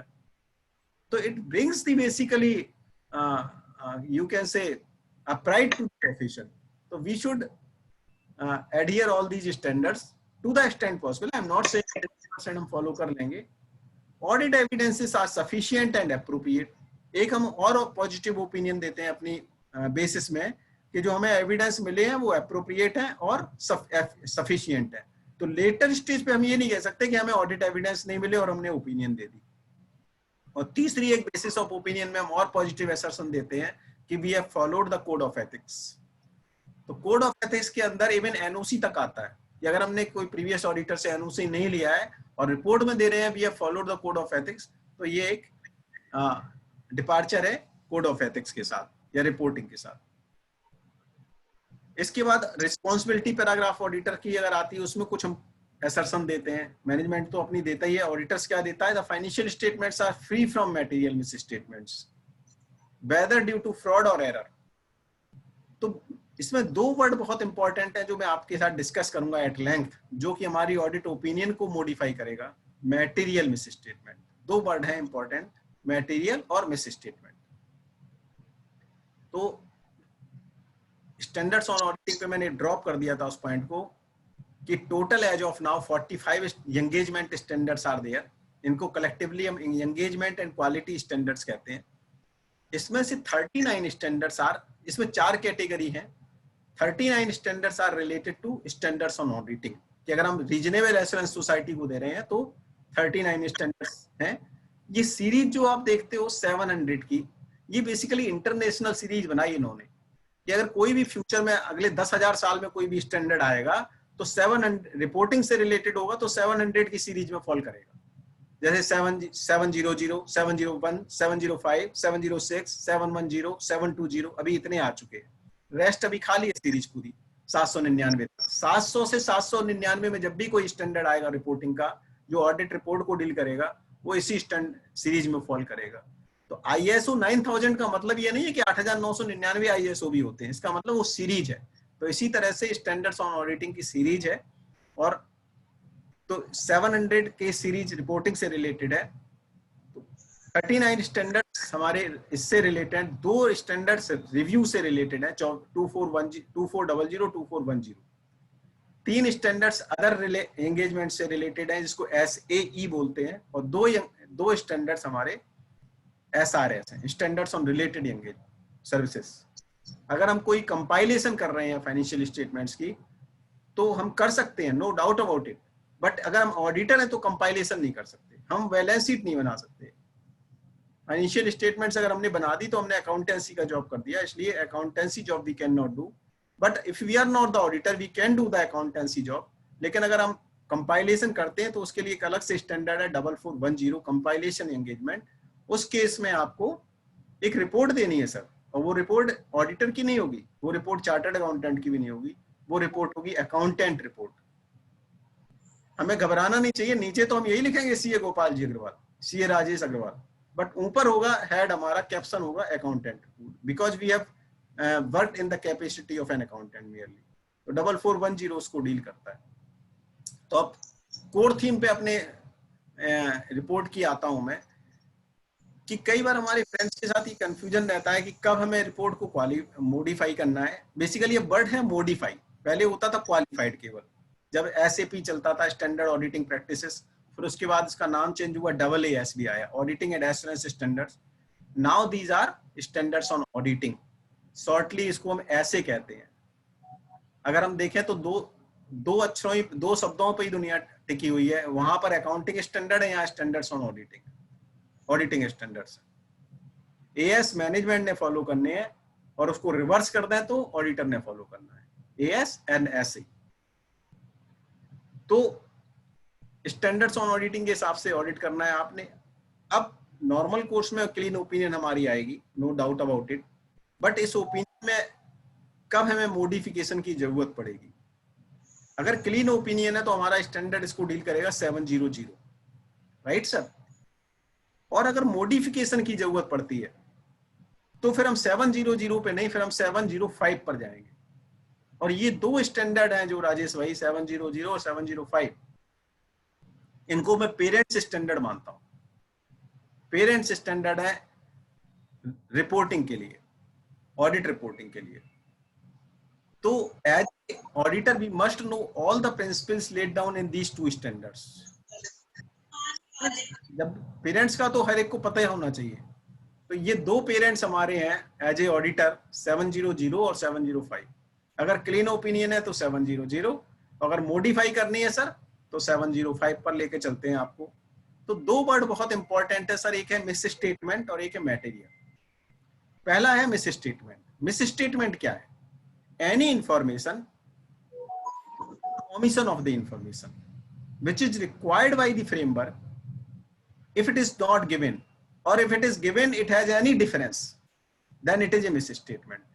कोई एक ऐसी इंफॉर्मेशन जो हमारा फ्रेमवर्क मांगता है हमने दी, लेकिन उसमें कोई भी डिफरेंस है। डिफरेंस का मतलब कि जो होना चाहिए प्रिंसिपल्स के हिसाब से अमाउंट और जो है, अगर उसके अंदर कोई डिफरेंस है, मैं अंडरलाइन कर रहा हूं अगेन वर्ड को, any difference between the amount should be and what it is, if there is any difference it is a misstatement.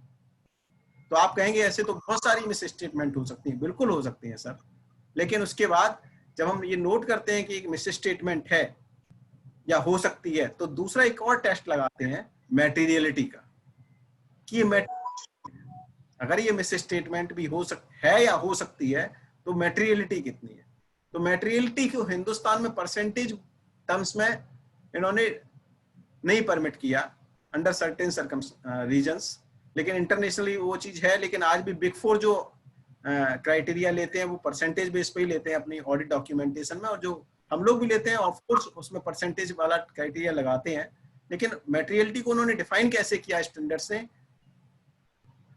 कि any information, misstatement of the information और omission of the information which could influence the economic decisions of the users of it, it is material.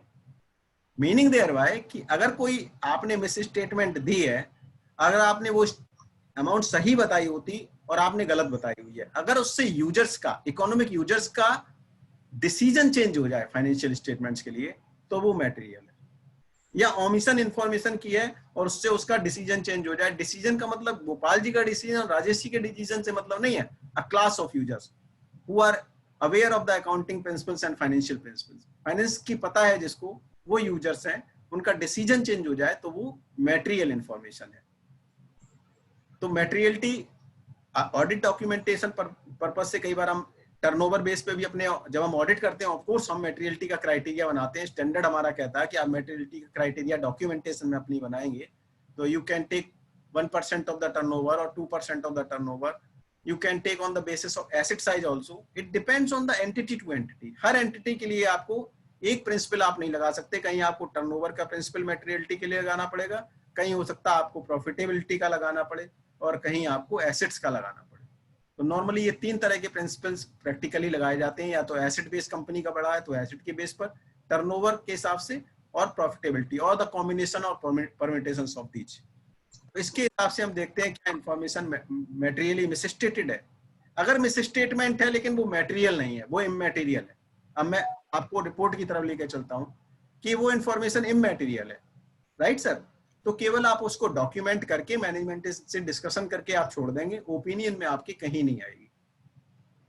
लेकिन अगर वो opinion जो miss statement आपकी material है, right, और वो ठीक नहीं हो रही है, वो मैटेरियल फाइनेंशियल स्टेटमेंट्स आप देखते हैं मैटेरियली मिस स्टेटेड है and management is not ready to rectify it, तो फिर ऑडिटर के पास क्या ऑप्शन है।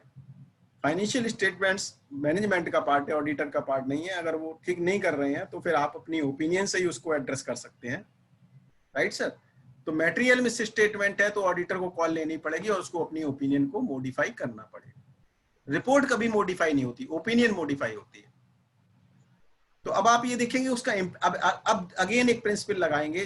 पहला प्रिंसिपल हमने लगाया मैटेरियलिटी का, दूसरा लगाएंगे कि इसका इंपैक्ट कितना है सर इस मैटेरियलिटी का, लिमिटेड इंपैक्ट है या अनलिमिटेड है। अनलिमिटेड को टेक्निकली परवेसिव कहते हैं कि what is the impact of this material misstatement. If it has a limited impact तो आप अपनी ओपिनियन को क्वालिफाई करेंगे, और if it has pervasive impact, unlimited impact. अब परवेसिव को उन्होंने कैसे डिफाइन किया कि if it is related to one item और वन अमाउंट, तो उसका वॉल्यूम इतना ज्यादा है कि वो पूरे फाइनेंशियल स्टेटमेंट्स को हिट कर रहा है, या there are number of items materially misstated और उनका cumulative impact financial statement materially hit कर रहा है, तो वो परवेसिव है। लेकिन अगर it is pertaining to one item और उसका इंपैक्ट भी आपने निकाल लिया तो ऑफ कोर्स आप उसको क्वालिफाई करेंगे। एक मैं एग्जांपल लेता हूं इसको समझने के लिए।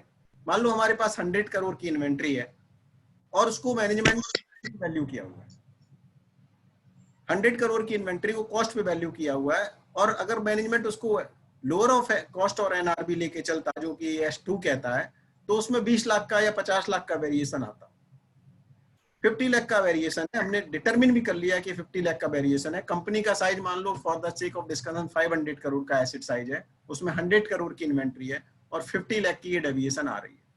मैनेजमेंट कहता नहीं जी हमारे पास एनआरबी का हमारे पास कोई सही मेजरमेंट नहीं है, हम तो एट कॉस्ट करेंगे, और एनआरबी हमने टेंटेटिव ली है, जिस तरह से भी निकाली है वैल्यूएशन बेस पे निकाली हुई, बट उसको for the sake of discussion we are taking कि 50 लाख का डिफरेंस है। तो एज ए ऑडिटर हम क्या कहेंगे कि एक्सेप्ट दिस आइटम, जिससे कि प्रॉफिटेबिलिटी आपकी 50 लाख से अप हो रही है, कहाँ डाउन हो रही है, और आपकी एसेट्स 50 लाख से ओवर स्टेटेड है। Except this item financial statements are true and fair, because it has a limited impact.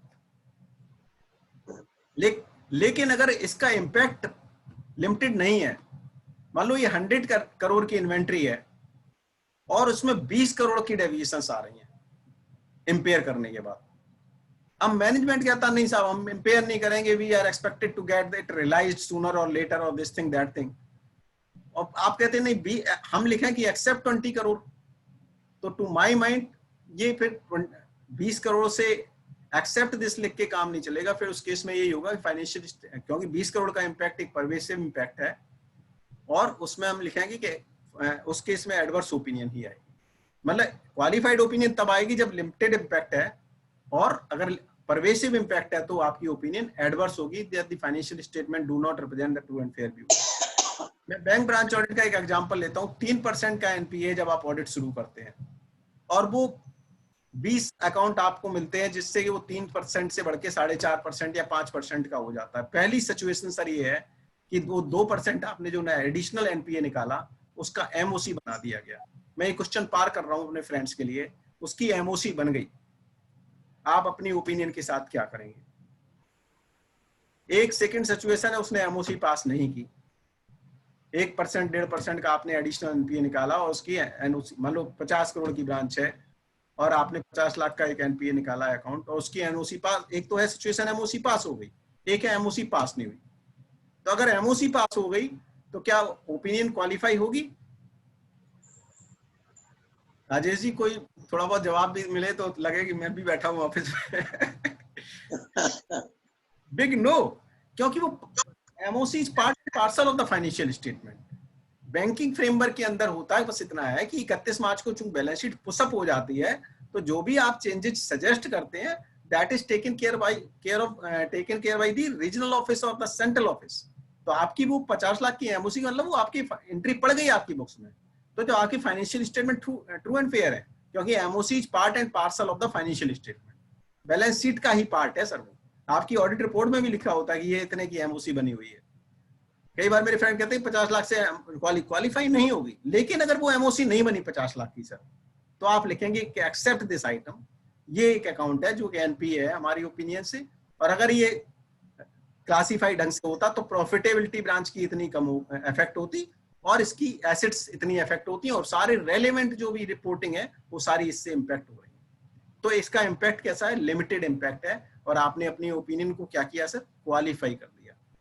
You qualified your opinion. हालांकि क्वालिफिकेशन मुझे समझ नहीं आता, मैं अपने कई बार सीनियर से भी बात करता हूँ, क्वालिफाइड तो बड़ा अच्छा वर्ड है। हम भी जब कहीं सोसाइटी में बात करते हैं यार क्वालिफाइड डॉक्टर चाहिए, क्वालिफाइड लड़का चाहिए, क्वालिफाइड लड़की चाहिए, है क्वालिफाइड चार्टर्ड अकाउंटेंट चाहिए। हालांकि अनक्वालिफाइड चार्टर्ड अकाउंटेंट कभी मिला नहीं मुझे, लेकिन कहते हैं ये क्वालिफाइड चार्टर्ड अकाउंटेंट, लड़का क्वालिफाइड चार्टर्ड अकाउंटेंट है।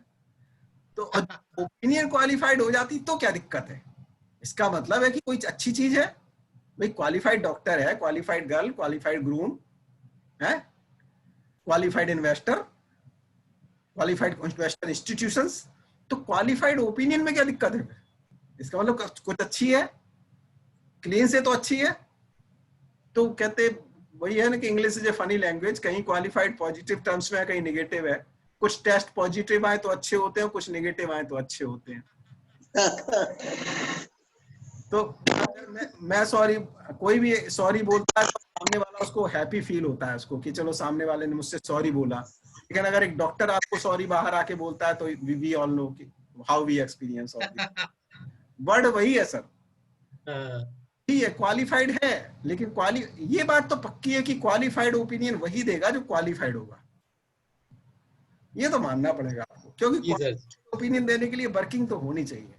You must have the sufficient and appropriate audit evidences to face the challenges of the even client itself. कल को वही आपको चैलेंज कर सकता है आपकी ओपिनियन को। तो क्वालिफाइड तभी होगी जब इम्पैक्ट आपका लिमिटेड होगा। अब मैं दूसरा एग्जांपल लेता हूं, जल्दी समझ में बैंक ब्रांच ऑडिट से आता है, क्योंकि ये अभी क्या है कि एनपीए 3% जब ब्रांच में गई और फाइनली निकले 15%। हालांकि मुझे तो 80% तक मिली, ऐसी बात नहीं है, 15 में थोड़ा सा दबा के बता रहा हूं अपने आप को। अब 12% से डेविएशन है एनपीए के अंदर। मान लो 100 करोड़ की ब्रांच है या 200, रीजनेबल ब्रांच है, छोटी 200 करोड़ की ब्रांच है, और 12% का अगर वेरिएशन है उसके अंदर, इसका मतलब सिस्टम नहीं है कोई बैंक में रिकॉग्निशन का। Prudential norms have not been followed at all. और प्रूडेंशियल नॉर्म्स क्या है? फाइनेंशियल रिपोर्टिंग फ्रेमवर्क का पार्ट है sir, part and parcel of the financial statements, financial reporting framework. जितनी इंपॉर्टेंस अकाउंटिंग स्टैंडर्ड्स की है उतनी ही इंपॉर्टेंस प्रूडेंशियल नॉर्म्स की है सर बैंकिंग के अंदर।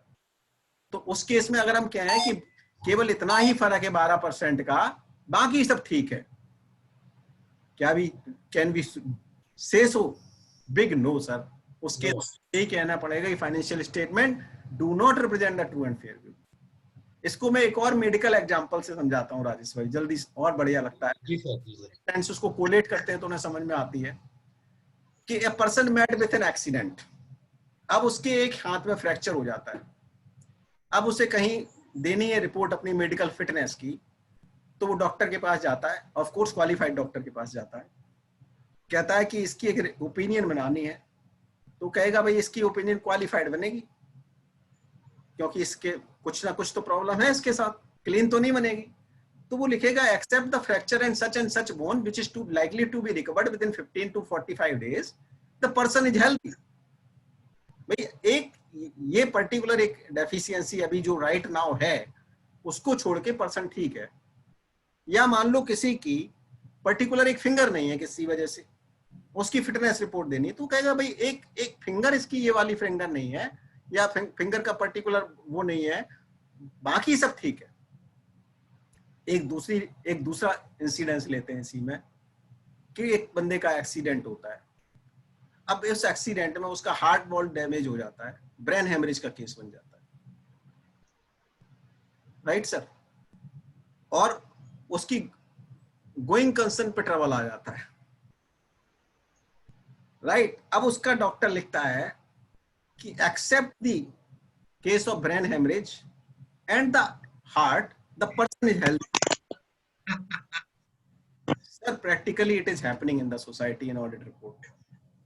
हिंदुस्तान कंस्ट्रक्शन लिमिटेड की नॉट एट मिस्टेक आप रिपोर्ट देखें, एक मैंने पब्लिक सेक्टर बैंक की एक पब्लिक सेक्टर एंटिटी की रिपोर्ट देखी थी सर, मालूम है उसमें 93 क्वालिफिकेशन, 93। एक बैलेंस शीट मैंने देखी इलेक्ट्रिसिटी कंपनी की, मैं बिल्कुल लाइव एग्जांपल से डिस्कस कर रहा हूं आपसे, जो मेरे फ्रेंड्स मेरे साथ शेयर करते हैं। इलेक्ट्रिसिटी कंपनी का केस, 8-10 हजार करोड़ की एसेट साइज उसका, वो कंपनी टेक ओवर हुई किसी दूसरी कंपनी।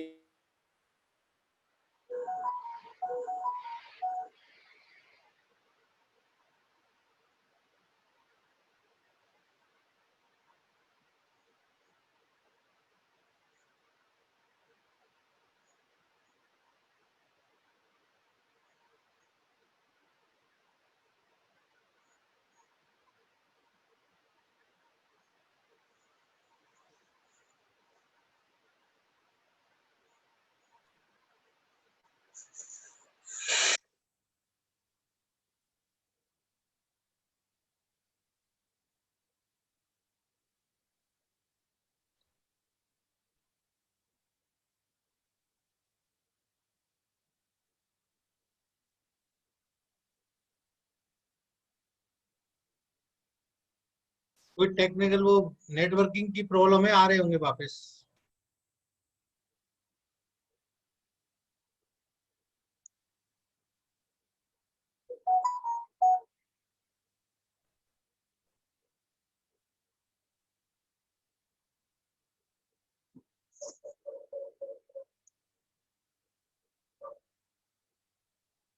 आगे।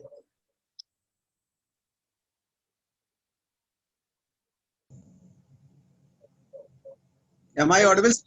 Welcome back sir, welcome back.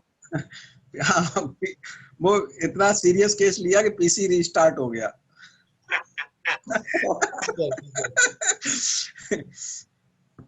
तो मैं प्रैक्टिकल बता रहा हूँ सर आपको, ऐसी आपको ऑडिट रिपोर्ट मिल जाएंगी जिनमें क्वालिफिकेशन, मैं बात कर रहा था इलेक्ट्रिसिटी कंपनी की 10,000 करोड़ की टोटल एसेट साइज राजेश भाई, उसमें ऑडिटर लिख रहा है कि 8,000 की इसमें जो एसेट्स है ना 8,000 करोड़ की, out of 10,000 crore total assets, practical example 8,000 crore assets ऐसी हैं इलेक्ट्रिसिटी कंपनी की जिसकी एग्जिस्टेंस अभी मालूम नहीं है, Oh my God. वैल्यूएशन हुई नहीं है and it is in the process.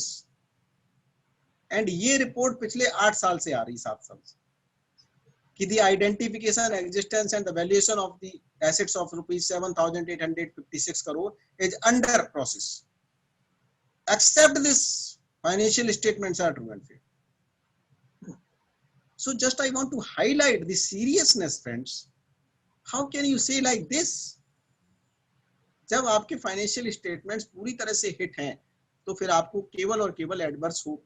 लेकिन इसमें एक चीज और है, इस केस में एडवर्स नहीं बनेगा जिसमें 7,000 8,000 करोड़ की एसेट्स का आपको इन्फॉर्मेशन नहीं मिल रहा है, क्योंकि हो सकता है वो ठीक हो।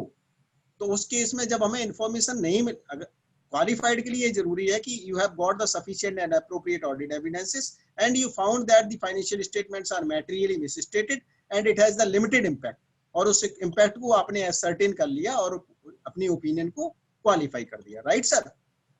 लेकिन सेकंड सिचुएशन है कि आपको एविडेंसेस नहीं मिल रहे हैं कुछ चीजों के, लेकिन आपकी ये पोजीशन, आप इस पोजीशन में हैं कि आपको ये लगता है कि ये इंफॉर्मेशन मटेरियल तो है लेकिन इसका इंपैक्ट परवेसिव होने वाला नहीं, इसका इंपैक्ट लिमिटेड है, परवेसिव नहीं है, तो उस केस में भी आप क्वालिफाई करेंगे।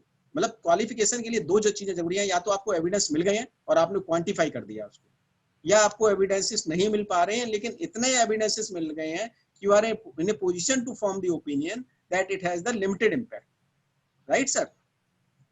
तो उस केस में आप क्वालिफाई करेंगे। लेकिन आपको if you got the information sufficient and appropriate audit evidences that the financial statements are not true and fair, तो फिर उस केस में आप एडवर्स ओपिनियन ही देंगे। तीसरी एक सिचुएशन और आएगी जो मैंने एश्योरेंस की बात की थी, no assurance. You are not in a position to get the information, आपको इंफॉर्मेशन ही नहीं मिल रही था। सत्यम में अगर आप बैलेंस शीट उठा के देखें, जब उसका स्कैम खुला तो नेक्स्ट 3 इयर्स में अप्रोक्सीमेटली ऑडिटर्स ने क्या किया, डिस्क्लेमर दिया हुआ। क्यों दिया डिस्क्लेमर? क्योंकि सारे के सारे रिकॉर्ड तो इन्वेस्टिगेटिंग एजेंसी उठा ले गई, उनके पास कोई एविडेंस ही नहीं मिल रहे थे। तो उन्होंने कहा कि सारी की सारी चीजें सीजर में हैं, so we are not in a position to form the opinion. तो तीसरा हमारी जो ओपिनियन मॉडिफाई होती है वो होती है डिस्क्लेमर। तो 3 तरह से ओपिनियन को मॉडिफाई करते हैं और ये तीनों के प्रिंसिपल्स 705 में गवर्न है। Standard on auditing 705, modifications in the independent auditors report. और अगर आप देखें, ऐसा नहीं कि एमटीएनएल की आप बैलेंस शीट उठा के देखें, for the sake of MTNL भी छोड़ो साहब, बीएसएनएल की बैलेंस शीट उठा के देखें, जो मैंने अभी ब्रेन हेमरेज का केस बताया ना आपको, वो बीएसएनएल की बैलेंस शीट में भी मिलेगा।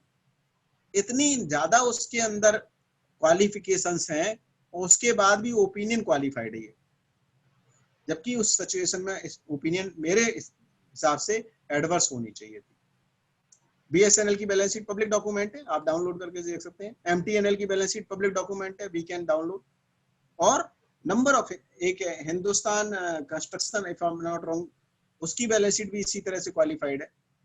तो कई बार हम लोग क्या प्राइवेट प्रैक्टिस में सोचते हैं कि क्वालिफाई कर दी तो बहुत कुछ नहीं सर।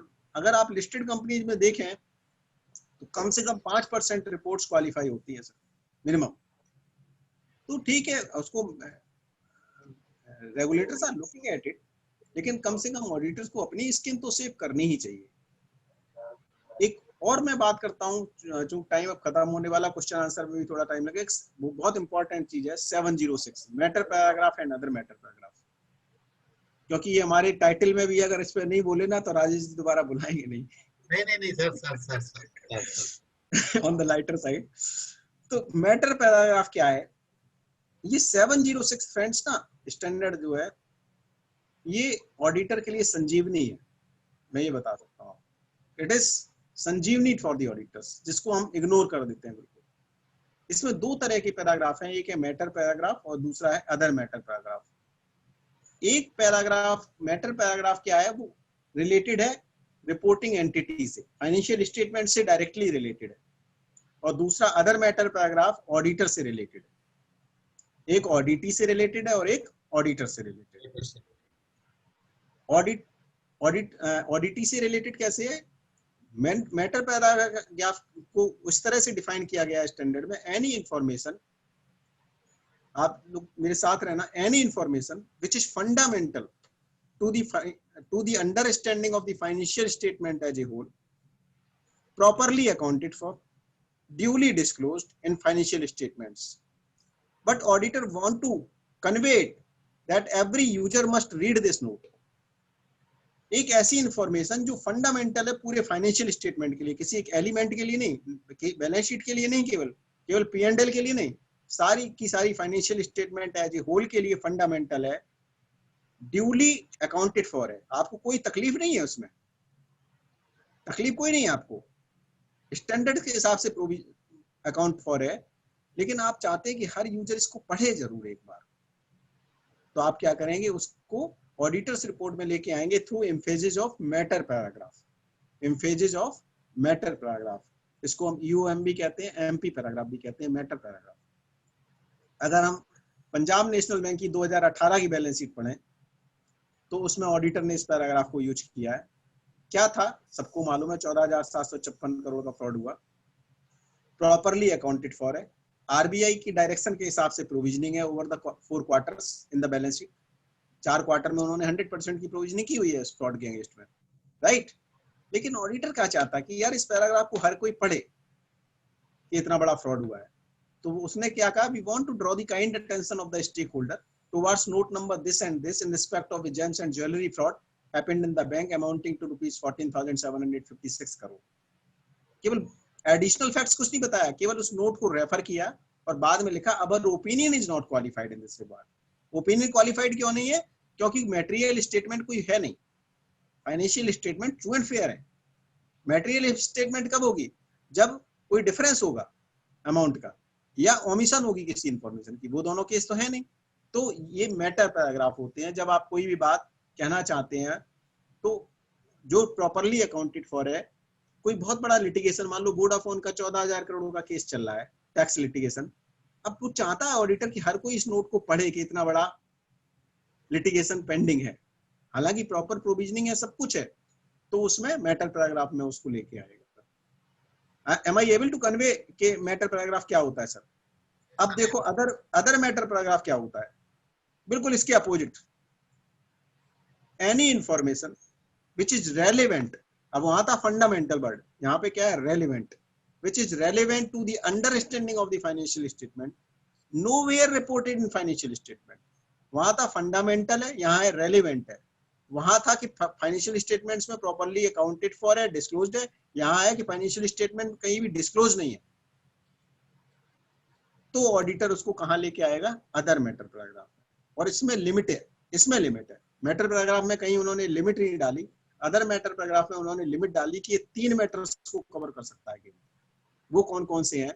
पहला है ऑडिटर्स रिपोर्ट से रिलेटेड आप कोई बात कहना चाहते हैं. दूसरा है ऑडिट से रिलेटेड कोई बात कहना चाहते हैं. तीसरी बात है ऑडिटर्स रिस्पॉन्सिबिलिटी से रिलेटेड कोई बात कहना चाहते हैं. ये 3 पैराग्राफ राजेश भाई, ये संजीवनी पैराग्राफ, संजीवनी है ये ऑडिटर के लिए. अगर कोई चीज हमें रिस्पॉन्सिबिलिटी से रिलेटेड बतानी है, रिपोर्ट से रिलेटेड बतानी है, फॉर एग्जाम्पल जब प्रिंसिपल ऑडिटर कोई और है, ब्रांच ऑडिटर कोई और है, तो ओएमपी पैराग्राफ को यूज करता है कि भैया इसकी इतनी ब्रांचेस दूसरे ऑडिटर ने करी हुई हैं, हमने तो उस पर रिलाई किया हुआ है. तो ये क्या अदर मैटर पैराग्राफ की चीज है. OMP is invariably used in each and every branch audit report, क्योंकि number of adjustments are not done at the branch level. हमारी ऑडिट फीस का प्रोविजनिंग नहीं होता ब्रांच लेवल पे, तो financial statement true and fair कहाँ है? NPA की प्रोविजनिंग नहीं होती, रिटायरमेंट बेनिफिट्स की प्रोविजनिंग नहीं होती. तो वो सारे पॉइंट्स लिखे जाते हैं, वो कहाँ लिखे जाते हैं, अदर मैटर पैराग्राफ में, ओएमपी. कि ये सब जब एडजस्टमेंट हो जाएंगी तब फाइनेंशियल स्टेटमेंट्स, क्योंकि वो कहीं डिस्क्लोज नहीं है फाइनेंशियल स्टेटमेंट के अंदर, रेलिवेंट है लेकिन डिस्क्लोज नहीं है, तो उसको हम अदर मैटर पैराग्राफ में लेके आते हैं. तो ये बहुत इंपॉर्टेंट पैराग्राफ है विच वी मस्ट यूज. जहां भी हमें कोई ऐसी सिचुएशन दिखे, कोई एविडेंस हमें प्रॉपर नहीं मिल रहा हो, परसुएसिव नेचर का भी नहीं मिल रहा हो, हम ऑल्टरनेट रूट से जा रहे हो, ये दोनों पैराग्राफ सब्स्टिट्यूट नहीं है क्वालिफिकेशन के, माइंड इट. ये सब्स्टिट्यूट नहीं है सर मॉडिफिकेशन के. अगर मिस स्टेटमेंट है तो उसका सब्स्टिट्यूट नहीं है ये. अगर आपके फाइनेंशियल स्टेटमेंट्स में कोई भी मटेरियल मिस स्टेटमेंट है, these 2 paragraphs can not be used. अगर वो यूज हो रहे हैं तो वो मिसयूज हो रहे हैं, और these are being misused by the auditors. ये मैं बता दूं आपको, क्वालिफिकेशन नेचर को आप इसमें लेके नहीं आ सकते। नहीं आ सकते, राइट, वेरी राइट। तो ये पैराग्राफ बहुत इंपॉर्टेंट पैराग्राफ है, matter paragraph and other matter paragraph.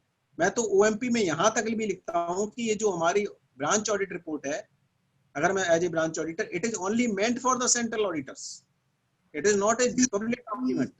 आप इसको जनरल यूजर को नहीं दे सकते इस रिपोर्ट को, क्योंकि it is address to a particular party. ये केवल एससीए के लिए है, स्टैट्यूटरी सेंट्रल ऑडिटर के लिए। कई बार फ्रेंड्स हम क्या करते हैं, अपनी जब सर्टिफिकेट कोई क्लाइंट लेने आता है तो हम लिखते हैं to whomsoever it may concern, या हमने उसको कुछ लिखा ही नहीं, no addressee. We are inviting a number of troubles unnecessarily in such circumstances. हमने पूरे वर्ड को एड्रेस कर दिया उस सर्टिफिकेट को। हमें करना क्या चाहिए कि जो यूजर है उसका नाम जरूर ऊपर होना चाहिए हर हमारी एश्योरेंस रिपोर्ट में, चाहे वो ऑडिट हो, चाहे सर्टिफिकेट हो, और anybody anything else. User should be limited. मैं तो यहां तक अपने प्रैक्टिस में राजेश भाई यूज करता हूं कि अगर वो बैंक के लिए सर्टिफिकेट लेने आता तो मैं पूछता हूं ब्रांच कौन सी है, so that it could not be used for another branch. You know, my addressee is, I am limiting my liability. Addressee must be there. To whomsoever it may concern, इसका मतलब आपने पूरे वर्ड को address कर दिया। Anybody can use this certificate or report and sue us. But अगर आपका address ही आपका क्लियर है तो आप कोर्ट ऑफ लॉ में कहीं भी ग्राउंड ले सकते हैं कि सर हमारा एड्रेस ही ये है, हमने अपनी रिपोर्ट सेंट्रल ऑडिटर्स को दी हुई है, we are responsible and accountable to the central auditors. तो ये मैं कुछ चीजें आपके साथ discuss.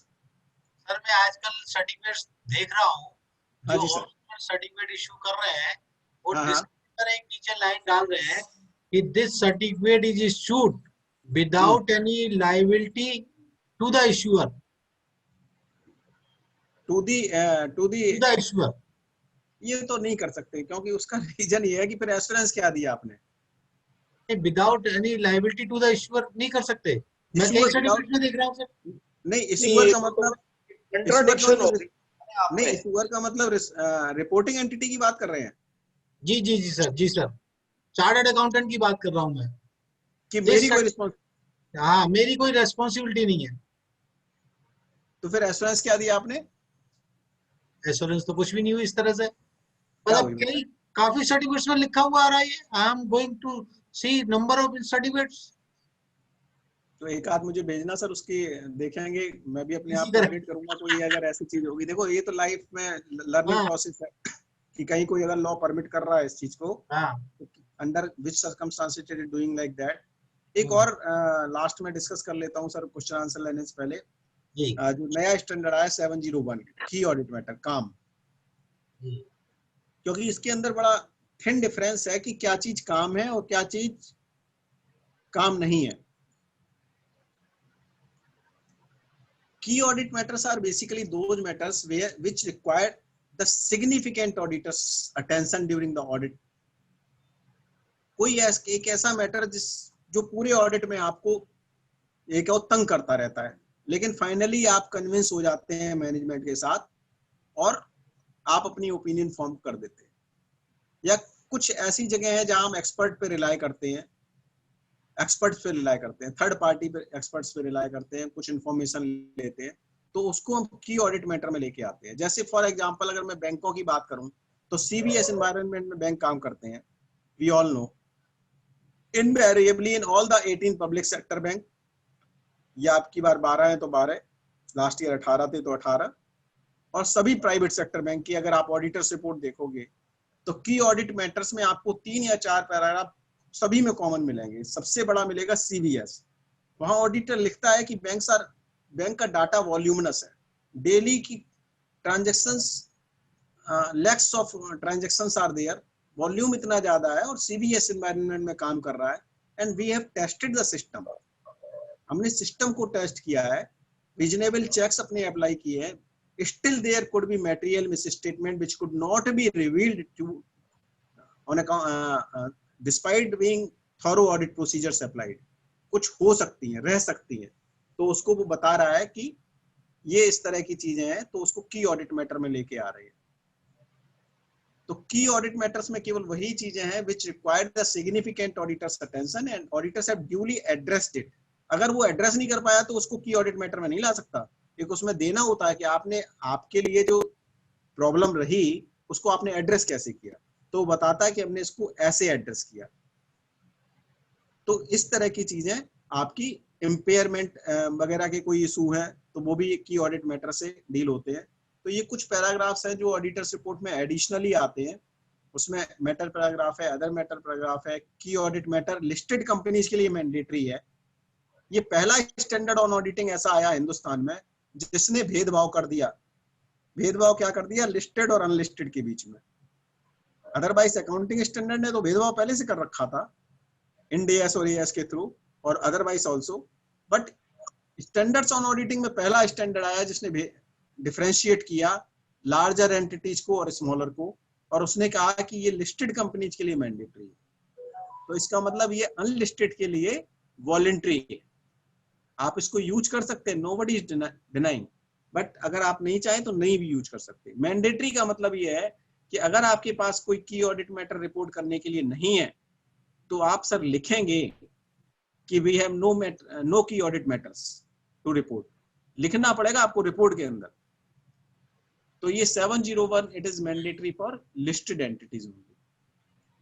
So with this probably I would like to request our friends to raise the queries, क्योंकि उनसे भी कई चीजें निकल के आ जाएंगी जो मैंने छोड़ दी होंगी, मैं सच बताऊं तो वो उससे पता लग जाएगा। आपकी मतलब कोई भी क्वेरी हो, आप ये पूछना चाहते हो कि हमें कब क्वालिफाई करनी, कब डिस्क्लेम देना, कब एडवांस देनी, कब मैटर पैराग्राफ बनेगा, कब अदर मैटर पैराग्राफ बनेगा, कब की ऑडिट मैटर बनेगा, आप लोग बिल्कुल फ्री होके पूछें। सर ये क्वेश्चन आंसर में ऑलरेडी क्वेश्चन पोस्टेड है, मैं रीड करूं या आप करेंगे सर? आप कर ले सर, क्योंकि मैं अब कर रहा हूं अपने मोबाइल से, वो लैपटॉप नहीं चल रहा। ओके सर, पहला क्वेश्चन है, सुरजीत वालिया जी पूछ रहे हैं, expenses rotate through directors imprest account is required to qualify? नहीं, अगर डायरेक्टर्स ने देखो कोई डायरेक्टर ने कोई एक्सपेंस कंपनी के बिहाफ पे किए हैं, जो मैं समझ पा रहा हूँ क्वेरी से कि डायरेक्टर्स ने कोई खर्चे कंपनी के अकाउंट में किए हैं और उसके बाद कंपनी उसको रिम्बर्स कर रही है, तो आई don't feel any harm in that. उसमें कोई प्रॉब्लम नहीं होनी चाहिए। या अगर आपका कोई और क्वेरी है तो you can further raise. Next question है सर, लेकिन इसमें एक चीज का ध्यान रखने वाली बात यही है कि जो भी रिम्बर्समेंट होंगी उसमें जो कैश लिमिट्स वगैरह हैं इनकम टैक्स की, उनको ध्यान रखना पड़ेगा। जी सर। नेक्स्ट क्वेश्चन है, राजकुमार खातूवाला जी पूछ रहे हैं, we are often asked to sign the provisional balance sheet. वो तो ये क्वेश्चन हो गया खैर। हाँ नहीं बता दें सर, वो शायद लेट ज्वाइन किया। हाँ शायद लेट ज्वाइन किया हो, इसके लिए sir provisional balance sheet we can sign, but हमारी रिक्वेस्ट ये है कि आप स्टैंडर्ड ऑन ऑडिटिंग 2400 हमारा स्टैंडर्ड एसआरई है, उसको यूज करें, उसके हिसाब से रिपोर्ट भी दें और फीस भी लें। नागपाल जी पूछ रहे हैं, company wants to write off balance of capital creditor as other income, can they do? हाँ भाई, अदर इनकम वो कर सकती है, उसको कोई दिक्कत नहीं है, लेकिन आपको एज ए ऑडिटर एक कंफर्मेशन उनसे लेनी होगी, एक एक्सटर्नल कंफर्मेशन आपको भेजनी चाहिए और उसे कंफर्म कराना चाहिए। और अगर उसका रिस्पांस नहीं आता और कंपनी राइट ऑफ कर रही है, so I don't feel any harm in that. और अगर बहुत मेजर अमाउंट है तो आप उसको मैटर पैराग्राफ के थ्रू भी डील कर सकते हैं। प्रतिभा जी पूछ रही हैं, from where can we get a specific format of auditor report? ये देखो मैं आपके साथ रिपोर्ट मैं 2020 के लिए 19 में भी किए थे, 2020 के मैं आपको डिफरेंट एएस कंप्लाइंट कंपनीज के लिए मैं आपको शेयर 4 कर दूंगा, जिसमें किसी में कारो लगेगा, किसी में नहीं लगेगा, कैश फ्लो लगेगा नहीं लगेगा। तो इस तरह से वैसे हमारे अगर 700 के थ्रू जाएंगे तो तब भी मिल जाता है, लेकिन उसमें एक चीज मिसिंग है राजेश भाई, जो मेरे से आज अभी मिस हो गई। 720 का एक स्टैंडर्ड है जो लास्ट ईयर से मैंडेटरी हुआ है, पहले भी था। वो कहता है बोर्ड रिपोर्ट से रिलेटेड चीजें भी आपको डिस्क्लोज करनी है, तो वो उसके अंदर रिपोर्ट में इलस्ट्रेटिव फॉर्मेट में नहीं है। तो मैं आपके साथ 4 फॉर्मेट शेयर कर दूंगा विद द रिक्वेस्ट कि आप सभी के साथ शेयर करें, और जो उसमें गलतियां मिले वो हमें जरूर बताएं। Sure sir, sure. Manoj Shah ji पूछते हैं, in case of subsidiary companies audit report in related party disclosure whether in closing balance part, holding company investment in share capital to be disclosed. फिर से बताना सर, मैं मिस कर गया. In case of subsidiary companies auditor report, Yes. in related party disclosure, whether in closing balance part, holding company investment in share capital to be disclosed. इसको sir एक बार मुझे related party से check करना पड़ेगा frankly. Next question, Rajkumar ji पूछते हैं, in MSME client, we Yes. never get external confirmation. What is the way then? हाँ, उसके लिए सर वे यही है कि हम कम से कम कुछ एक्सटर्नल कंफर्मेशन डिस्पैच जरूर कराएं और हमारे पास डिस्पैच के एविडेंसेस हों, और खास तौर से जो अकाउंट्स स्पीकिंग होते हैं कि बिल टू बिल पेमेंट आ रही है जा रही है, उसमें there is no problem. But जहां पर अकाउंट्स आपको डाउटफुल लगते हैं, उनकी एक्सटर्नल कंफर्मेशन के लिए एफर्ट्स जरूर करें. Efforts must be there. हो सकता है आपको कंफर्मेशन ना मिले. Next question है, on 31st March, many of our MSME clients do not get stock verified from us. What is our duty in such a case while signing the financial statement? Sir इसका बिल्कुल 5G standard on auditing 501 में अगर आप देखेंगे specific situations उन्होंने deal की हुई हैं कि अगर आप ईयर एंड पे चेक नहीं कर पाए, खासतौर से इस बार का एक गाइडेंस अलग से भी आया कोविड को देखते हुए क्योंकि लॉकडाउन में थे, तो बाद की किसी डेट में जब उन्होंने फिजिकल इंस्पेक्शन किया है क्लाइंट ने, एक्चुअली फिजिकल इंस्पेक्शन करना ऑडिटर का काम नहीं है. फिजिकल इंस्पेक्शन करना, वेरिफिकेशन करना क्लाइंट का काम है. हमारा काम है we have to present at that time. हमारे ऑफिस का कोई बंदा वहां पर प्रेजेंट होना चाहिए वेरिफिकेशन प्रोसेस को देखने के लिए. अगर वो नहीं है तो वो सब्सिक्वेंट डेट में भी हो सकता है, हम रिवर्स कैलकुलेशन भी कर सकते हैं. Next question है, my question is that what will CA do in case of inventory audit? Now question, CA is not able to do inventory audit as clients have not prepared any documents and physically inventory verification cannot be possible as 6 months already passed. तो back calculation कर ले. हाँ, वही मैं कह रहा हूँ 501 में उसका एग्जांपल भी दिया हुआ है. जी जी जी. विनीत गुप्ता जी पूछते हैं, sir in a bank audit MOC is passed in the next year, say for the year 31/3/2020 in April 2020. Thus, when we audit for 31 March 21, the profit for the branch is reduced by the amount of income written back and the provision made. Out of 67 crore deposit, 45 crore was declared NPA. How to report in our audit report for the year ended 31 March 2021? क्या है sir, थोड़ा मैं miss कर गया इसकी. हाँ, nutshell में बता दें. हाँ, इन्हें बैंक ऑडिट में क्या है कि एमओसी मान लो इस ईयर की पास हो रही है हो तो गई है. 31 मार्च 2020 के बाद ही पास होगी, एमओसी करंट डेट में पास होगी. नहीं करें, वही मैं बता रहा हूँ. एमओसी का मतलब ये होता है कि जो आप सिंजेज है प्राइवेट क्लाइंट्स में क्या होता है फ्रेंड्स कि हम 31 मार्च में जो सिंज है वो बुक्स में इटसेल्फ करा देते हैं. ब्रांच लेवल पे क्या होता है कि बुक्स में 31 मार्च की बुक्स आपकी फ्रीज हो जाती है ब्रांच लेवल पर, लेकिन जब आपकी कंसोलिडेटेड बैलेंस शीट बन रही होती है स्टैंड अलोन, तो वहां पर वो एंट्री डाल दी जाती है बैलेंस शीट के अंदर. Okay okay. हाँ, बैलेंस शीट के अंदर डाल दी जाती है. तो फिर तो कोई और- फर्क पड़ेगा नहीं. हाँ, उससे क्या होता है, जैसे मैं फॉर एग्जांपल लूं कि आपका 1 महीने का मान लो रेंट शॉर्ट था, आपने एमओसी डलवा दी, तो वो उस रेंट को 1 महीने का अकाउंट फॉर कर लेंगे अपने बैलेंस शीट में. ठीक है. नेक्स्ट क्वेश्चन वंदना जी पूछती हैं, in a bank audit yes. one account representing 50% of the total loan is not NPA on the basis of the transaction, but in the opinion of the auditor, the title of security is defective. Considering various information, how to address the issue with respect to reporting in a statutory audit report? नहीं, बहुत अच्छा question है कि total advance का एक account है जो 50% है. जी जी जी. और उसकी सिक्योरिटी पर क्वेश्चन मार्क लगा हुआ है. और ट्रांजेक्शन अच्छी है, ट्रांजेक्शन वाइज नो प्रॉब्लम. हाँ, ट्रांजैक्शन अच्छी है और सिक्योरिटी पे उसके क्वेश्चन मार्क है, तो जो भी हमारी क्लासिफिकेशन है वो अफेक्ट हो जाएगी, क्योंकि इससे हमारे कई स्टेटमेंट सिक्योरिटी से अफेक्ट होते हैं the moment it is written as unsecured. तो इस केस में कम से कम अगर अकाउंट पीए भी है, परफॉर्मिंग भी है, तो क्वालिफिकेशन तो बनती ही है. जी अगेन पूछते हैं, these day banks ask CA to certify the ITR. Is it good practice? Sir अब तो मना कर दिया, आप कर ही नहीं सकते. हाँ, कर ही नहीं सकते, नोटरी का काम है ये. आत्माराम सरिया जी पूछ रहे हैं, in case of certificate it is taken by client and user has not asked for the same. Can we address his name without his request? Yes. क्या क्या? In case of certificate, it is taken by client and user has not asked for the same. जैसे किसी bank ने certificate चाहिए हाँ, तो वो client को बोलता है, क्लाइंट हमारे पास आता है, तो हम्म, हमें सर्टिफिकेट में अपने क्लाइंट का नाम लिखना चाहिए या बैंक का नाम लिखना चाहिए? नहीं तो इसमें बैंक ने तो मांगा ही नहीं है हमसे डायरेक्टली। नहीं, ये बहुत अच्छा क्वेश्चन, इनको we should appreciate this question. इसमें हमें एक इनसे क्लाइंट से जब भी है कोई एंगेजमेंट लेनी होती है, ये हमारा स्टैंडर्ड 210 कि जब भी 210 कोई एश्योरेंस दे रहे हैं तो एक एंगेजमेंट जरूर लेंगे और उस एंगेजमेंट में लिखवाएंगे कि इसका पर्पज क्या है, it is meant for what and to whom by to used, ये हमारा स्टैंडर्ड 210 बताता है। ओके। तो हमें एंगेजमेंट हर, मैं राजेश भाई इसमें एक और चीज ऐड करना चाहूंगा जो मैं प्रैक्टिकली फेस किया अभी रिसेंट में, कि even for filing the income tax return we must take the engagement.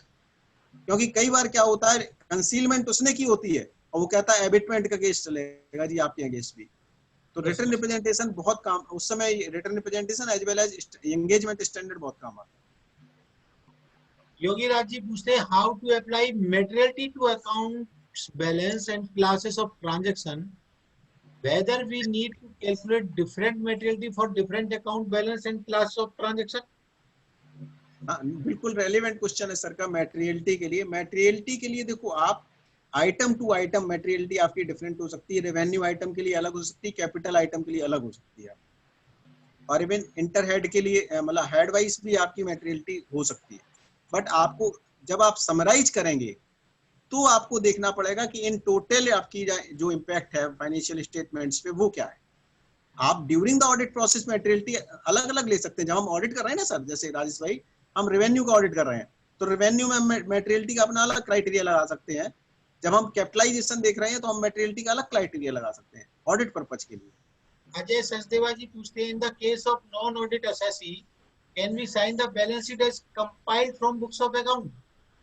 बिल्कुल कर सकते हैं, लेकिन सर आपकी फिर हैसियत कैपेसिटी अकाउंटेंट की हो जाएगी, फिर उस केस में आप टैक्स ऑडिट वगैरह या कोई और इस तरह का स्टैट्यूटरी कोई ऑडिट है तो वो नहीं कर सकते उस क्लाइंट का। और उसमें आपको एक स्टैंडर्ड हमारा 4410 SRS है वो फॉलो करना चाहिए और उसकी रिपोर्ट भी देनी चाहिए engagement compilation engagement. Rakesh Bhargava ji पूछते हैं, there are certain unsecured loan written off where the amount written off should be reflected. आप कह रहे हैं कि हमने कुछ अपने लोन्स को राइट ऑफ कर दिया है, तो पहली चीज तो इसमें वही है, एक्सटर्नल कंफर्मेशन एक बार आप जरूर भेजेंगे, और अगर उसका कोई रिस्पांस नहीं मिलता और क्लाइंट उसको रिप्रेजेंट कर रहा है कि ये हमें आगे पेबल नहीं है, तो ऑफ कोर्स क्लाइंट के पर्सन ऑडिटी कैन डू। आपने रिटर्न, इसमें कई चीजें देखो है, एक तो रिटर्न आपकी कंफर्मेशन जानी चाहिए, दूसरा रिटर्न रिप्रेजेंटेशन क्लाइंट से होनी चाहिए, और तीसरा एक चीज और ध्यान रखना है इसका कि अगर आप उसका टैक्स ऑडिट कर रहे हैं सर तो 269 SST के प्रोविजन भी यहाँ लगेंगे, क्योंकि इसकी पेमेंट नहीं हुई है और ये राइट ऑफ हो गया है। Are you getting my point? Repayment of loan without through journal entries. जी सर। कैलाश चंद जी पूछ रहे हैं, is major consultancy charges paid to shareholder oblique director relatives से daughter needs to be disclose, if yes is in notes on accounts और where? क्या था sir? यदि किसी कंपनी ने शेयर होल्डर और डायरेक्टर के रिलेटिव मतलब उनकी बिटिया को अमाउंट पे किया है तो वो कहाँ डिस्क्लोज होगा, नोट्स ऑन अकाउंट्स में या और कहाँ? सर कनेक्टिविटी जा रही है राजेश भाई, you are not audible. Am I audible? Yes sir, yes sir. Now question is this, Kailash Chand ji पूछ रहे हैं कि यदि कोई कंपनी डायरेक्टर और शेयर होल्डर की बिटिया को कंसल्टेंसी चार्जेस पे कर रहे हैं, हाँ रिलेटिव को पेमेंट कर रहे हैं, रिपोर्टिंग कहाँ होगी? उसकी रिलेटेड पार्टी डिस्क्लोजर्स में होगी सर। हमारा स्टैंडर्ड AS 18 कहता है, और प्लस अगर टैक्स ऑडिट है तो 48 2B में होगी। और हमें ये देखना, और ये भी हाँ बिल्कुल AS नोट्स टू अकाउंट्स में AS 18 के हिसाब से, और ये भी देखना है कि जो ट्रांजैक्शंस हुई है वो आर्म लेंथ प्राइस पे हुई या नहीं हुई है। योगी राज जी फिर अगेन पूछ रहे हैं, what is the difference between other matter para versus Mphasis of matter para versus की ऑडिट मैटर? बहुत लंबा क्वेश्चन है सर, ये अभी रोक देते हैं, इसको लंबा टाइम लग जाएगा। उनको मेरा नंबर दे देना, I can discuss privately also. Ritu ji पूछती हैं from which date it is denied to verify ITR। अभी ये सर राजेश जी आप निकाल के बताना। रिसेंट में ही मैंने पढ़ा कि बिल्कुल। नोटरी ने कोई बेसिकली पेटिशन फाइल की थी कि जी, ये जी। सीए हमारा काम कर रहे हैं, तो नोटरी के काम पेट पे लात लग रही है, तो उन्होंने कहा कि भाई सीए नहीं कर सकते इसको। वो मिल जाएगा, मैं निकाल दूंगा इसमें। नेट पे ही मिल जाएगा। योगी राज जी पूछते हैं whether management representatives letter MRL can reduce the auditor responsibility. Not at all, not at all, sir. It brings the some kind of safety for the auditors, but it is not reducing any kind of liability. Of course, in court of law, it is a good tool for us, no doubt about it. एक question है विनीत जी का, in the one case of subsidiary auditing company had made payment to new employee as bonus on the sale made directly by the foreign parent company. However, the amount is debited to head office account. What is our responsibility as to reporting? इसमें क्या transaction समझ नहीं आई sir. ऐसा है ना, subsidy auditing company ने कोई payment किया नए एम्प्लॉय को as a bonus on sale, और एचओ को डेबिट कर दिया, और एचओ को डेबिट कर दिया। तो वो एम्प्लॉय की पहले तो एम्प्लॉय की एंगेजमेंट टर्म्स देखनी पड़ेंगी, किस टर्म्स में एम्प्लॉय को रखा हुआ है, और एक्सपेंस एचओ का है या सब्सिडरी का है। सर लास्ट क्वेश्चन है, राहुल जी पूछ रहे हैं वेदर काम which are reported in standalone audit report are also mandatory required to be mentioned in CFS audit report. Consolidated में लगेगा, देना पड़ेगा ना। बिल्कुल बिल्कुल। सर एक क्वेश्चन मेरे मोबाइल पे आया है व्हाट्सएप पे। सर एक कंपनी ने ना अपना मशीन इंपोर्ट की चाइना से 4 करोड़ रुपए की, ठीक है। और विद दिस कंडीशन कि इस मशीन जो यहाँ पर इंस्टॉल होगी उससे जो प्रोडक्शन होगा वो उसको चाइना को एक्सपोर्ट कर दिया जाएगा उसी क्लाइंट को पेमेंट जी, के जी। तौर पर। जी जी जी। अब ना तो वो मशीन इंस्टॉल हुई, क्रेडिटर खड़े हुए हैं 4 करोड़ रुपए के, दूसरी तरफ मशीन खड़ी हुई है अनयूज्ड, 5 साल हो गए, प्रोडक्शन स्टार्ट ही नहीं हुआ बेसिकली उस मशीन से। प्रोडक्शन नहीं, दूसरा स्टार्ट है, इस मशीन से रिलेटेड प्रोडक्शन शुरू नहीं हुआ। Now the company wants to write off this balance 4 crore rupees. Can they do, or what to do in audit report? नहीं देखो, अब कैपिटल सबसे पहले तो इसमें मैं आपसे रिक्वेस्ट ही करूंगा कि आरबीआई के प्रोविजंस, फीमा के प्रोविजंस, एमा लगेगा इसमें, एमा लगेगा, आरबीआई के प्रोविजंस, उनको आपको पहले एड्रेस करना है। फिर ऑडिट रिपोर्ट पे तो अगर ये सब चीजें आपने एड्रेस कर ली तो आप ऑफ कोर्स एक्सटर्नल कंफर्मेशन के साथ और रिटन रिप्रेजेंटेशन के साथ राइट ऑफ कर सकते हैं। Accounting is not the issue is with the compliance of the various laws. Okay. यहाँ पर फीमा और आरबीआई के जो रूल्स रेगुलेशंस हैं उसको आपको देखना पड़ेगा। राइट ऑफ करने में मुझे कोई दिक्कत नहीं, अगर एक्सटर्नल कंफर्मेशन से हमारा कंफर्म हो गया है, नहीं अगर हमने कंफर्मेशन भेजी वो नहीं रिस्पॉन्स किया, रिटन रिप्रेजेंटेशन मिल रही है, उसने बता दिया कि भाई इसने डिफेक्टिव मशीन भेजी है, कुछ भी, so many reasons could be there, and उससे बेसिकली उसमें वो राइट ऑफ क्या, वो करस्पॉन्डेंस राइट ऑफ करना चाह रहे होंगे बेसिकली। नहीं, ये तो करस्पॉन्डेंस कर रहे हैं, लेकिन वहां से कोई करस्पॉन्डेंस आ नहीं रही, रिप्लाई कुछ आ नहीं रहा, इवन मेल्स का भी कोई रिप्लाई नहीं आ रहा। They must have written to the RBI also under FEMA, उसकी परमिशन भी तो चाहिए। हाँ बिल्कुल चाहिए सर, बिल्कुल चाहिए, ठीक है। Before writing of. हाँ बिल्कुल बिल्कुल। भाई आप किसी चीज को ऐसे थोड़ी ले लोगे, बाहर से पैसा आया नहीं है, उसका देनदारी है, खत्म कैसे कर दोगे? ओके। राइट ऑफ इसका मतलब नहीं हो सकता, सब्जेक्ट टू, नहीं ऐसा नहीं है, ऐसे नहीं हो सकता।